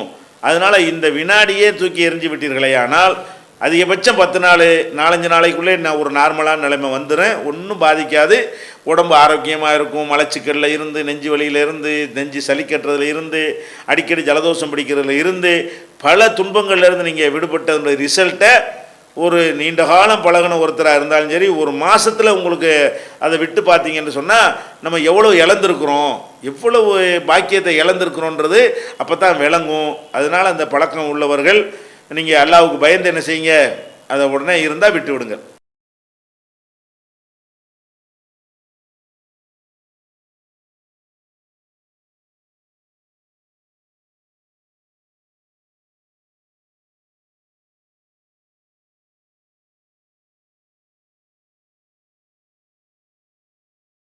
புகையிலை பொருள்களை விற்கிறாங்க, அது கூடுமான்னு கேட்குறாங்க. அதாவது இஸ்லாத்தை பொறுத்த வரைக்கும் வியாபாரத்தினுடைய முக்கியமான ஒழுங்கு என்னன்னு கேட்டால், எதெல்லாம் மனித குலத்திற்கு கேடு தருகிறதோ, எதெல்லாம் நம்ம பயன்படுத்துவதற்கு தடுக்கப்பட்டிருக்கிறதோ அதை விற்கிறதும் தடுக்கப்பட்டிருக்கிறது. அல்லாஹ் ஒன்றை ஹராமாக்குறான்னு சொன்னால் நம்ம சாப்பிட்றது மட்டும் ஹராமாக்குறது இல்லை, அதை விற்பனை செய்வதையும் எல்லாம் இணைஞ்சிடறான், ஹராமாக்கி விடுகிறான். இதுதான் இஸ்லாமுடைய கான்செப்ட். நபிகள் இதுக்கு என்ன ஆதாரம்னு கேட்டிங்கன்னா, நபிகள் நாயகம் ஸல்லல்லாஹு அலைஹி வஸல்லம் அவங்க சொல்கிறாங்க, யூதர்கள் அவங்களுக்கு அல்லாஹ் என்ன செஞ்சான்னா அந்த கொழுப்புகளை எல்லாம் ஹராமாக்கியிருந்தான். கொழுப்புன்னா அந்த ஹலாலான பிராணிகளில் உள்ள கொழுப்பு, ஹராமான பிராணி இல்லை. ஆடு மாடு இந்த மாதிரி சாப்பிட்ற பிராணிகளில் அதில் கொழுப்பாக இருக்கும் இல்லையா, அந்த இறைச்சிக்குள்ளே இருக்கக்கூடிய கொழுப்பு தனி, கொழுப்பாகவே தனியாக இருக்கும், அப்படி சீச்சி எடுக்கிற மாதிரி. அந்த மாதிரி கொழுப்புகள் இருக்குமே, ஆனால் அதை தூக்கி வெளியே போட்டு விட வேண்டும், அது ஹராமு என்று அல்லாஹ் தடுத்திருந்தான். ஆனால் யூதர்கள் என்ன செஞ்சாங்கன்னா அந்த கொழுப்பை தனியாக எடுத்து அதை உருக்கி அதை எண்ணெயாக ஆக்கி அதை விற்பனை செய்து சாப்பிட்டார்கள். அவங்களுக்கு ஹராம் என்று தடுக்கப்பட்டு இருக்கும்போது அது இன்னைக்கு நம்ம விற்று நம்ம சாப்பிடலாம், நமக்கு அனுமதிக்கப்பட்டிருக்கிறது. ஆனால் அன்னைக்கு தடை செய்யப்பட்டு இருந்துச்சு இல்லையா, அந்த நேரத்தில் அந்த ஹராமானதை நம்ம சாப்பிடத்தானே கூடாது, விற்று சாப்பிடலாமே என்று அவர்கள் நினைத்ததுனால அல்லாஹ் வந்து அவர்கள் மீது சாபத்தை இறக்கிட்டான் என்று நபிகள் நாயகம் ஸல்லல்லாஹு அலைஹி வஸல்லம் சொல்றாங்க. அப்ப பீடிங்கிறது வந்து நீங்க குடிக்கல, ஆனா பீடியை வித்து நீங்க சம்பாரிச்சீங்கன்னா நீங்க பீடி குடிக்கிறேன்னு அர்த்தம். ஏன் உங்களுக்கு கேடு தரக்கூடிய நீ அடுத்தவனுக்கு கேடு தர மாதிரி ஆக்குவீங்களா? அந்த கொழுப்பாவது அடுத்தவனுக்கு கேடு தராது. மார்க்கத்துல தடை செய்யப்பட்டு இருந்துச்சே தவிர யூத மார்க்கத்துல அந்த கொழுப்பு திங்கிறது கேடா நமக்கு தடுக்கப்பட்டிருக்கு. அல்ல மெடிக்கல் மருத்துவ ரீதியா கொழுப்பு சாப்பிட்றது, ஒரு கொழுப்புன்னா கொலஸ்ட்ரால் நோய் உள்ளவனுக்கு வேணா சொல்லலாம். பொதுவா திரகாத்திரமா உள்ள ஒருத்தன் வந்து கொழுப்பு சாப்பிட்டா நல்லதா இல்லையா? நல்லதுன்னு தான் சொல்லுவாங்க. அப்ப அது வந்து உடல் ரீதியா நல்லதா இருந்தா கூட மார்க்கம் தடுத்ததுங்கும் போது அது விற்க கூடாதுன்னு அல்லாஹ் விரும்புறான். ஆனா புகை எப்படிப்பட்டது? மார்க்கமும் தடுத்திருக்கிறது. நீங்க வித்தியல்னா அடுத்தவனுடைய ஆரோக்கியமும் அவனுடைய எதிர்காலமும் கெட்டு போகிறது. அதனால புகையிலை பொருள்கள் நீங்க கடையில வச்சு வித்தீங்கன்னா அது பீடி சிகரெட் புகையிலை எதுவாக இருந்தாலும் அது கண்டிப்பாக நீங்கள் பாவத்திற்கு துணை செய்த குற்றம் வரும். அல்லாஹ்விடத்தில் பன்றியை வித்தால் என்ன குற்றம் வருமோ, சாராயம் வித்தால் என்ன குற்றம் வருமோ, புகையிலை வித்தாலும் அதே குற்றம் உங்களுக்கு என்ன செய்யும்? வரும். நம்ம வந்து அந்த ஹராமானது என்ன செய்யக்கூடாது? செய்யக்கூடாது. அல்லாஹ் குர்ஆன்ல கட்டளை இடுகிறான், ஒத்தாவனும் அலல் பிர்ரி ஒத்தக்குவா, இறையச்சமுடைய காரியங்களுக்காகவும் நன்மையான காரியங்களுக்காகவும் ஒருத்தருக்கு ஒருத்தர் உதவியாக இருந்து கொள்ளுங்கள். ஒலா தாவனும் அலல் இஸ்மி ஒழுதுவான், பாவமான காரியங்களுக்கும் வரம்பு மீறுகிற காரியங்களுக்கும் ஒருத்தருக்கு ஒருத்தர் உதவியா இருக்காதீங்க. அப்ப அல்லாஹ் என்ன செய்யறான்? உதவுறதா இருந்தா நல்லதான்னு பார்க்கணும், அதுல இறையச்சம் உள்ளதான்னு பார்க்கணும். அதுக்கு நீங்க அடுத்த ஆளுக்கு ஹெல்ப் பண்ணிக்கலாம். பாவம் வரம்பு மீறல் கேடுன்னு தெரியும் பொழுது அந்த பீடியை வச்சு நீங்க வித்தீங்கன்னா, சிகரெட் நீங்க விற்பனை பண்ணீங்கன்னா அது வந்து மார்க்கத்துல தெள்ள தெளிவாக தடுக்கப்பட்ட குற்றமாகிவிடும். அதை நம்ம செய்யக்கூடாது, வியாபாரம் பண்ணக்கூடாது. வியாபாரம் பண்ணினால் அதுல இருந்து வரக்கூடிய அந்த பொருளாதாரம் ஹராமான பொருளாதாரமாகிவிடும். ஹராமான முறையில் நம்ம பொருளாதாரத்தை திரட்டினோமையானால் பல கேடுகள் நமக்கு மறுமையில் அல்லாட்டையும் மாட்டிக்கொள்வோம். உலகத்துல எத்தனையோ தேவைகளுக்கு நம்ம அல்லாட்ட பிரார்த்தனை செய்யும் பொழுது ஹராமான உணவு நமக்குள்ள இருக்குமையானால் அந்த வந்து அல்லாஹ் என்ன செய்ய மாட்டான்? ஏத்துக்கிற மாட்டான். இந்த துவாவை எப்படி சொல்றாங்க ரசூல் ஸல்லல்லாஹு அலைஹி வஸல்லம்? ஒருத்தன் வந்து பிரயாணத்துல இருக்கிறான். பிரயாணத்துல இருந்தா ரொம்ப நீண்ட நாள் பிரயாணம் பண்ணி உடம்புலாம் பரட்டையா போய் தலையெல்லாம் ட்ரெஸ் எல்லாம் அழுக்கடைஞ்சு போயிருந்த நிலையில ஒருத்தன் இருக்கிறான். இந்த மாதிரி நேரத்தில் வந்து ஒருத்தன் துவா செஞ்சான்னு சொன்னா அது அல்லாஹ்விடத்துல அதிகமாக ஏற்றுக்கொள்ளப்படும். ஏன்னு கேட்டா பிரயாணத்துல பொதுவா வந்து அல்லாஹ் எல்லாரும் மறந்துடுவாங்க. சொந்த ஊர்ல இருக்கிற மாதிரி வெளியூர்ல ஒருத்தன் இருக்க மாட்டான். ஏன்னு கேட்டா அவனை பார்க்கறதுக்கு யாருமே இல்லை, அவன் தப்பு செஞ்சா கூட ஒருத்தன் கண்டுபிடிக்க முடியாது என்கிற காரணத்தினால அவனுடைய உள்ள இருக்கிற சைத்தான்லாம் வெளியே வர்றது எப்ப? வெளியூருக்கு போனா தான் வெளியூர். வீட்டுக்குள்ள வரும்போது ஊருக்குள்ள வரும்போது நம்ம தப்பு செய்ய யோசிப்போம். ஏன்? அண்ணன் பார்த்துருவான், தம்பி பார்த்துருவான், பாத்தியார் பார்த்துருவாரு, ஜமாத்து முத்தவள்ளி பார்த்துருவாரு, அடுத்த வீட்டுக்காரன் பார்த்துருவான், பொண்டாட்டி பார்த்துருவா, இந்த அவங்க பார்த்துருவான், இவங்க பார்த்துருவாங்க. நம்ம சில தப்புகள்ல இருந்து விலகி இருப்போம். வெளியூருக்கு நீங்க போயிட்டீங்கன்னு சொன்னா இந்த மாதிரியான கட்டுப்பாடுகள் இல்லாத காரணத்தினால கெட்டு போயிடுவோம். அப்படி ஒரு நிலை இருக்கும் பொழுது அல்லாஹ் நினைச்சு ஒருத்தன் துவா செஞ்சான்னு சொன்னா அவனுடைய துவா கண்டிப்பா ஏற்றுக்கொள்ளப்படும். அது சஃபர்ல ஏற்றுக்கொள்ளப்படும் ரசூலுல்லாஹ் சொன்னாங்க. அதை சொல்றாங்க. ஒருத்தன் பிரயாணத்துல போகிறான், அவனுடைய ஆடையெல்லாம் அழுக்காக இருக்கிறது, தலையெல்லாம் பரட்டையாக இருக்கிறது. இந்த நிலையில அவன் என்ன செய்யறான்? யா ரப்பி யா ரப்பி என்று அல்லாஹ்விடத்துல துவா செய்கிறான். ஆனால் அவனுடைய துவா ஏற்றுக்கொள்ளப்படும். அன்னா யுஸ்தஜாபுலஹு, அவனுடைய துவா எப்படி ஏற்றுக்கொள்ளப்படும் என்று சொல்லிட்டு காரணம் சொல்றாங்க. மதாமுஹு ஹராம், அவனுடைய உணவு ஹராமாக இருக்கிறது. ஓ மல்பசு ஹராம், அவன் போட்டுக்கிற ட்ரெஸ் வந்து ஹராமாக இருக்கிறது. ஓ மஷ்ரபுஹு ஹராம், குடிக்கிற பானம் ஹராமாக இருக்கிறது. அண்ணா யுஸ்தஜாபுலஹு, அப்புறம் எப்படி துவா ஏற்றுக்கிறப்படும்? அவன் துவா ஏற்றுக்கொள்ளப்படுற அளவுக்கு பிரயாணத்தில் இருக்கிறான். அது ஏற்றுக்கொள்றதுக்கு தகுதியான ஒரு இடம் தான். ஏற்றுக்கொள்வதற்கு தகுதியான இடமா இருந்தாலும் அவன் தன்னை ஹராமிலிருந்து விடுபட்டவனாக ஆக்கியிருந்தால்தான் அவனுடைய துவா ஏற்றுக்கொள்ளப்படும். எவ்வளவு கஷ்டத்தில் நீங்க இருக்கிறீங்க, ஒவ்வொரு கஷ்டத்திலும் அல்லாட்ட முறையிடுறீங்க. எப்ப அல்லாஹ் ஏத்துக்குருவான்? ஹராம்னா தூக்கி போட்டு விட வேண்டும். இந்த பீடியை கொண்டுதான் அல்லாஹ் வாழ்க்கையை தரான்னு கிடையாது. அல்லாஹ் விசாலமாக்கிய அவன் தரக்கூடியவனாக இருக்கிறான். அதனால இந்த புகையிலை பொருளை விற்கக்கூடிய யாராவது இருப்பீர்களே, ஆனால் இதிலிருந்து வரக்கூடிய சில வருமான இழப்பை கணக்கில் கொள்ளாமல் தூக்கி எறிந்து இங்கே பீடி சிகரெட் விற்பனை செய்யப்படாதுன்னு போர்டு எழுதி வச்சு நீங்கள் வந்து செஞ்சீர்களே, ஆனால் அல்லாஹ் வந்து மக்களுடைய மனங்களை வேறு விதத்தில் மாற்றுவான். அல்லது நம்மளை படைக்கிறதுக்கு முன்னாடி நம்ம ரிஸ்க் எல்லாம் எழுதி விட்டான், அதுக்கு தகுந்தவாறு ஏதாவது ஒரு வழியை காட்டுவான். அல்லது வியாபாரத்தை கம்மியாக கொடுத்தா கூட அதுல பரக்கத்து செய்து 100 ரூபாயில 1000 ரூபாயுடைய வேலையெல்லாம் என்ன செய்வான்? நிறைவேற்றுவான். அது செலவுகளை குறைத்து என்ன செய்வான்? அல்லாஹ் மிச்சப்படுத்துவான். நம்ம அல்லாஹ்வுக்காக சில தியாகம் பண்ணும் பொழுது கண்டிப்பாக அதில் ஒரு நன்மை கிடைக்கும் என்பதை புரிந்து நீங்கள் என்ன செய்யணும், அந்த மாதிரி வியாபாரம் செய்து விட்டுவிட வேண்டும்.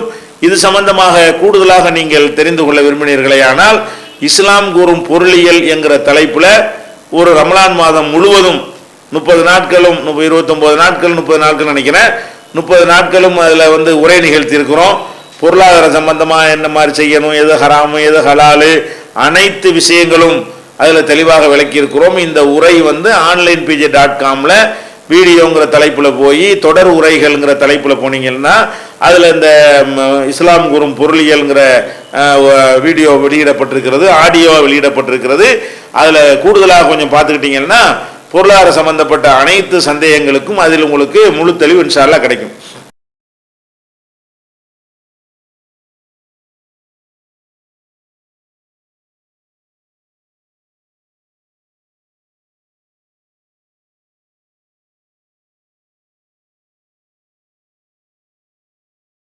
அதாவது சகோதரர் என்ன கேட்குறாங்கன்னு கேட்டால், முஸ்லீம் அல்லாத ஒருடைய வீட்டில் நம்ம போகிறோம், அவங்க சாப்பிடுவதற்கு நமக்கு தருகிறார்கள். இது ஹலாலான முறையில் தான் அது உள்ளதை தான் நாங்கள் வாங்கியிருக்கிறோம் என்று சொல்கிறார்கள். அதை நம்ம நம்பி சாப்பிடலாமா அப்படின்னு கேட்குறாங்க. இதுதான் கேள்வி. இதை பொறுத்த வரைக்கும் நமக்கு உணவுகளை 2 வகையான உணவுகள் இருக்கிறது. ஒன்று பிஸ்மி சொல்லி அறுத்த பிறகுதான் ஹலால் ஆகும் என்கிற மாதிரியான உணவுகள் ஒன்று இருக்கிறது. இன்னொரு வகையான உணவு அறுக்கிற டாபிக் இல்லாத உணவுகள், அதாவது சைவ உணவுகள், அது மாதிரி கடலில் கிடைக்கக்கூடிய உணவுகள். அசைவமாக இருந்தால் கூட கடலில் கிடைக்கக்கூடிய உயிரினங்கள், மீன், அந்த மீனுடைய வகையராக்கள் சேர்ந்ததாக இருக்குமே. ஆனால் இதையெல்லாம் நம்ம அறுத்து பிஸ்மில்லா சொல்லி என்ன செய்ய வேண்டியதில்லை, சாப்பிட வேண்டியதில்லை. அப்படி 2 உணவு இருக்கிறது. இந்த 2வது வகையாக சொன்னோம் இல்லையா, சைவம், அதே மாதிரி அறுக்க தேவையற்ற முட்டை, மீன் வகையா இந்த மாதிரியான அசைவங்களாக இருக்குமே. ஆனால் அது யார் வீட்டில் வேண்டாலும் எந்த ஹோட்டலில் வேண்டாலும் நம்ம தைரியமாக என்ன செய்யலாம், சாப்பிடலாம். அதில் பிற மதத்தினுடைய பிற மதத்துக்காரங்களாக இருக்கிறார்கள் என்ற காரணத்தினால, அவங்க சமைச்சார்கள் என்ற காரணத்தினால அந்த உணவு சாப்பிட தகாதது என்று ஆகாது. தாராளமாக என்ன செய்யலாம், சாப்பிட்டு கொள்ளலாம். ஆனால் அறுத்து தான் சாப்பிட வேண்டும் என்று சொல்லப்படக்கூடிய கோழி, அது மாதிரி ஆடு, மாடு, மான், ஒட்டகம், இன்னும் புறா, இது மாதிரி கொக்கு, இது மாதிரியான வேட்டை பிராணிகள்லாம் இருக்கு இல்லையா, இந்த மாதிரியான பிராணிகளை நம்ம அறுத்து தான் சாப்பிட வேண்டும். இந்த அறுத்து சாப்பிட்றதை பொறுத்த வரைக்கும் சும்மா அறுத்தா மட்டும் பத்தாது, அதை பிஸ்மில்லாஹி அல்லாஹு அக்பர் என்று சொல்லி அறுக்க வேண்டும். சும்மா அறுக்கிறதுனால அது ஹலால் ஆகிறாது. அல்லாஹ்வுடைய திருநாமத்தை சொல்லி என்ன செய்யணும், அறுத்தா தான் ஹலால் ஆகும். இந்த மாதிரி மார்க்கத்தில் ஒரு சட்டம் இருக்கும் பொழுது இந்த உணவுல தான் நமக்கு இப்போ டவுட் வரும். ஒரு முஸ்லீம் அல்லாத வீட்டுக்கு போனோம்னு சொன்னால் அவங்க எப்படி அவங்க அந்த அசைவத்தை சமைப்பார்கள் என்று சொன்னால், ஒரு கோழி இந்த மாதிரி சின்ன பிராணியாக இருந்தால் தண்ணிக்குள்ளே முக்கிய என்ன செய்வாங்க, மூச்சு திணற வைத்து சாகடித்து அதை சமைத்து சாப்பிடுவார்கள். அதே மாதிரி அறுக்காமல் கதவுல கொண்டை வச்சு நச்சு என்ன செய்வாங்க, கழுத்தை நச்சு அதன் மூலமாக கழுத்து நரிக்கப்பட்டு செத்த பிறகு அதை சாப்பிடுவார்கள். அப்போ அந்த மாதிரியான ஒரு அடிப்படையிலையும் சாப்பிடுவதற்கு வாய்ப்பு இருக்கிற காரணத்தினால நம்ம அதை போய் எப்படி சாப்பிட்றது அப்படின்னு கேட்டிங்கன்னா இதில் ஒன்றும் குழப்பம்லாம் கிடையாது. ஒரு மூமினை பொறுத்த வரைக்கும் அதில் உள்ள துருவி உள்ள அடி வரைக்கும் சர்டிஃபிகேட்டை கொண்டு ஆதாரத்தை காட்டுலாம் கேட்டு நடக்குமாறு மார்க்கம் என்ன செய்யலை, நமக்கு சொல்லவே கிடையாது. ஒரு கடையில் போகிறோம், இது எவ்வளோ இந்த பொருளை கேட்குறோம், கேட்கும்போதே இவன் காசு கொடுத்து வாங்கி வச்சிருப்பானா அல்லது திருடிட்டு வந்திருப்பானான்னு நமக்கு டவுட் வரலாமான்னா வரக்கூடாது. அவன் காபிராகவே இருக்கட்டும், முஸ்லீம் அல்லாதவனா இருக்கட்டும், ஒரு பொருளை விற்கிறான்னா காசு கொடுத்து வாங்கியிருப்பாங்கிறது தான் இயற்கை.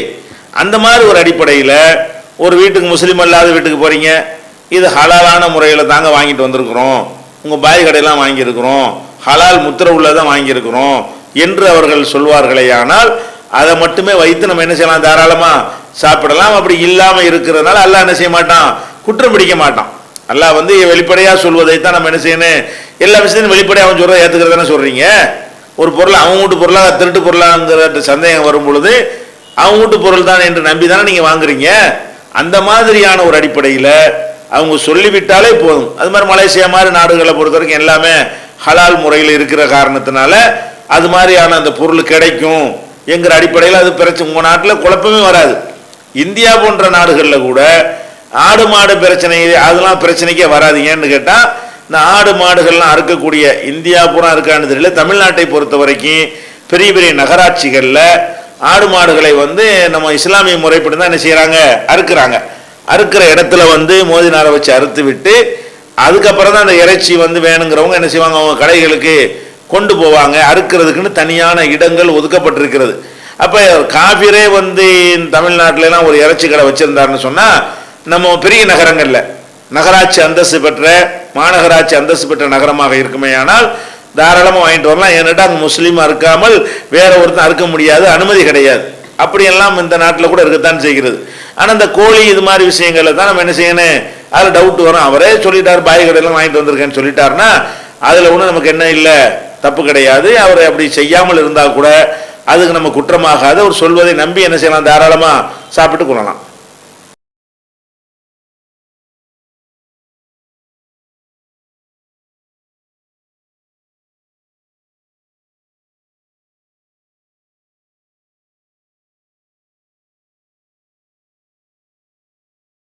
அதாவது குளிக்க செல்லும் பொழுது ஒழுவையும் நியத்து செய்து கொண்டோமே ஆனால் அதுக்குள்ளே ஒழுவும் அடங்கிடுது அப்படின்னு சொல்கிறோம். அப்போ மூக்குக்கு தண்ணி செலுத்தணுமே, அது செலுத்தணுமா என்று கேட்குறாங்க. முதல்ல விளங்கி கொள்ள வேண்டிய விஷயம் என்னன்னு கேட்டால், ஒழுங்கிறது அது ஒரு தனியான ஒழு செய்தல் என்பது அது ஒரு தனியான ஒரு வணக்கம். குளித்தல் என்பது அது ஒரு தனியான ஒரு வணக்கம். கடமையான குளிப்பை சொல்கிறேன். இப்போ குளிப்பு கடமையாகி விட்டது என்று சொன்னால் அதற்காக அந்த எண்ணத்தோடு ஒருத்தர் குளிப்பார்னு சொன்னால் அந்த குளிப்பு கடமை நிறைவேற்றிடுறாரு. அப்படி நிறைவேற்றும் பொழுது அவர் மனசில் என்ன நினைக்கலாம் என்று கேட்டால், நான் குளிப்பு கடமையும் நிறைவேற்றுகிறேன், அதோட ஒழுவையும் சேர்த்து நான் நிறைவேற்றுகிறேன் என்று மனசுக்குள்ள அவர் எண்ணிக்கொண்டு குளித்தாரையானால், குளிக்கும்போது ஒழுவுக்கு உள்ள எல்லாம் அடங்கித்தானே போகுது.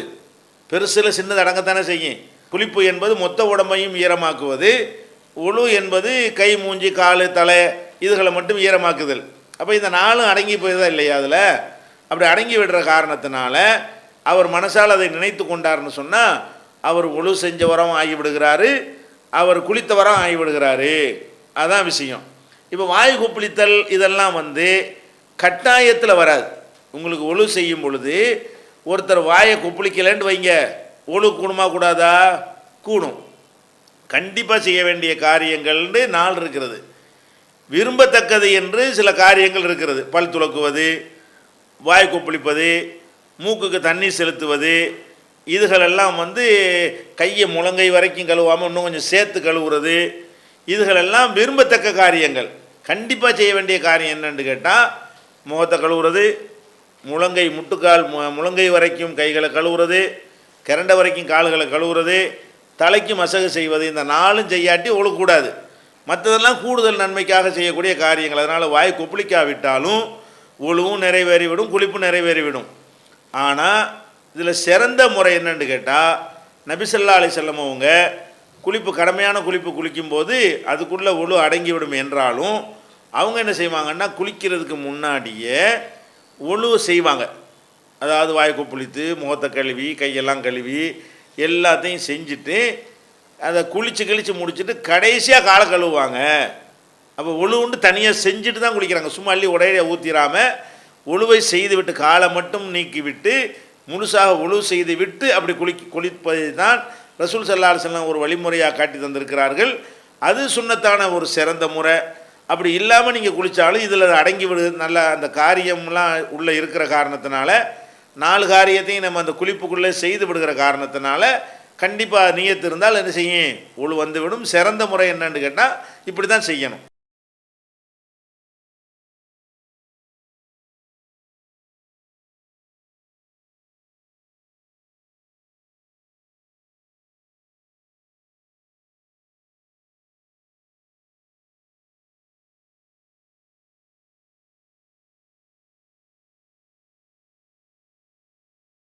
சலாம் சொல்வதற்கு மார்க்கத்தில் அதுக்கு ஏதாவது முறை இருக்கிறதா, அது தடுக்கப்பட்ட ஒரு நேரம் ஏதாவது இருக்கிறதா, அப்போ சலாம் சொல்வதற்கு உரிய ஒழுங்குகள் என்ன என்று கேட்குறாங்க.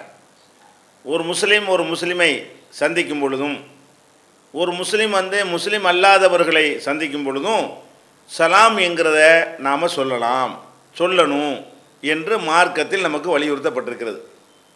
முதல்ல இந்த சலாமை பற்றி தெரிந்து கொள்கிற விஷயம் என்னன்னு கேட்டால், நம்ம முஸ்லீம்களுக்கு மட்டும்தான் அதை சொல்லணும் என்று நம்ம விளங்கி வைத்திருக்கிறோம்.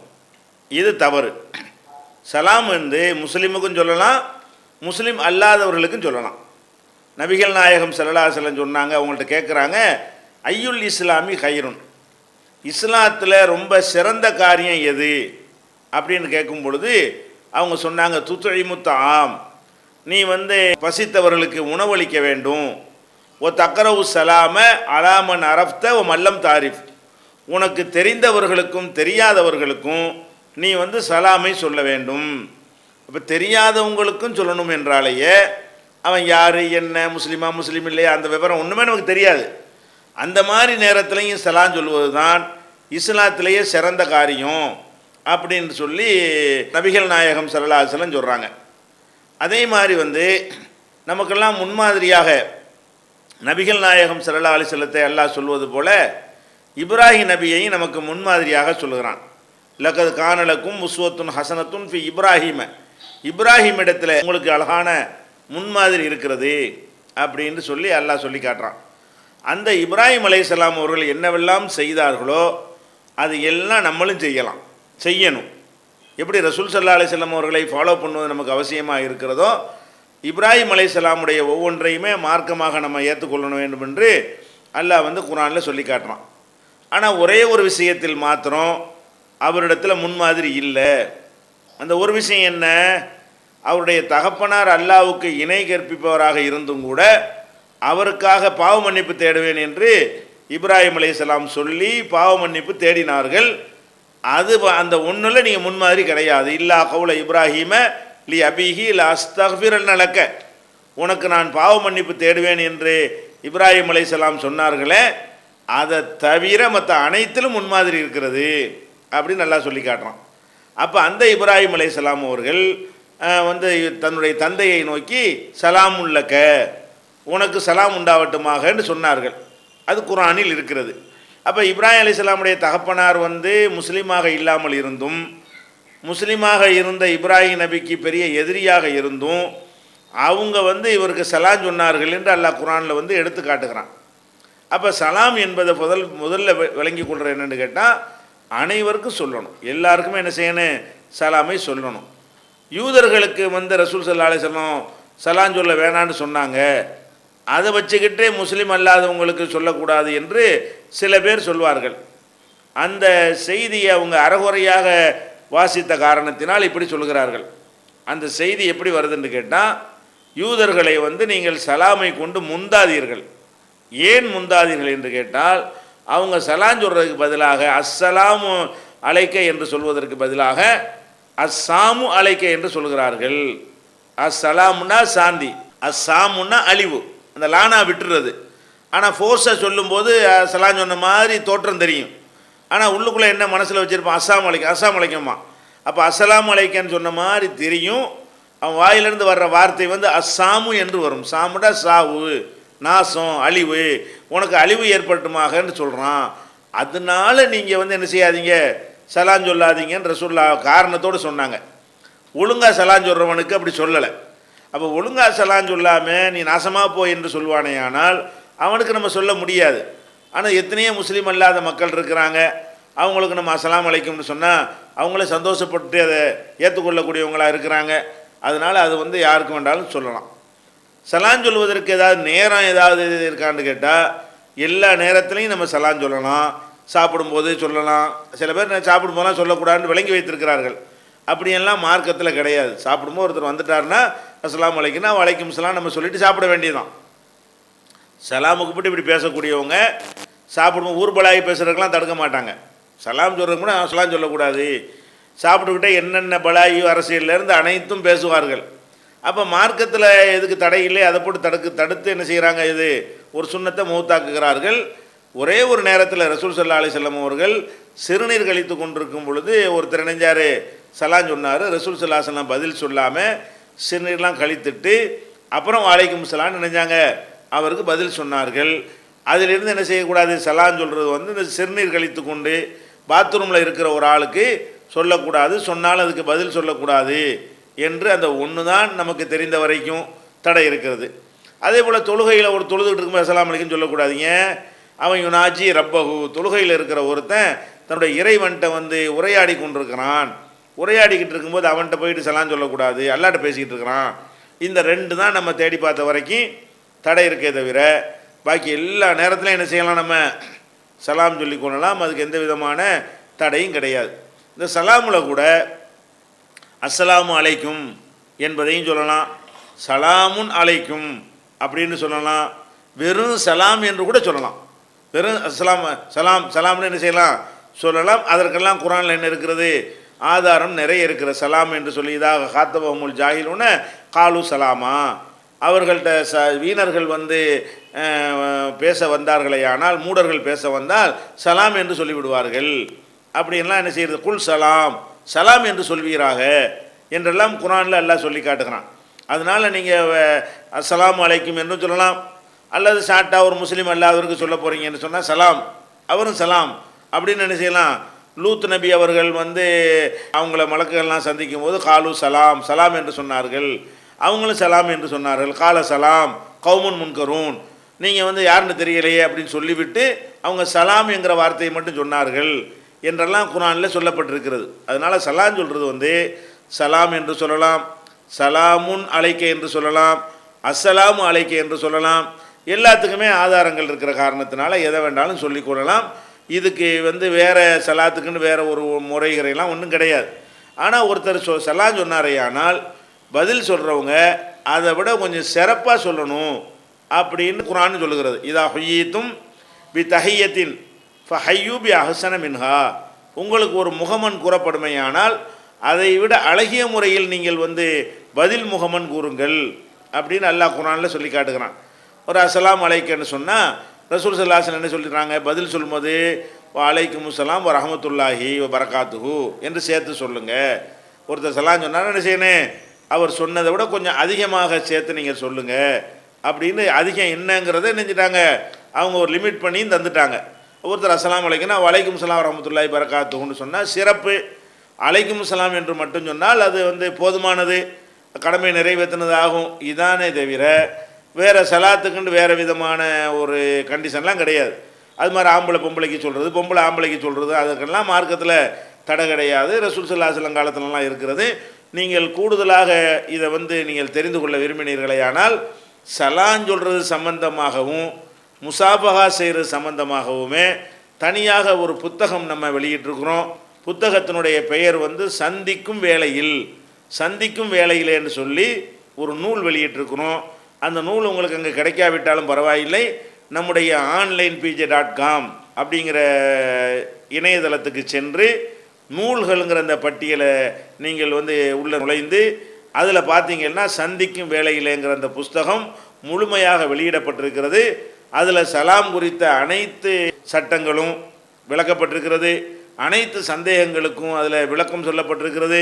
கூடுதல் விவரத்திற்கு நீங்கள் அதை பார்த்து என்ன செய்யலாம், தெரிந்து கொள்ளலாம்.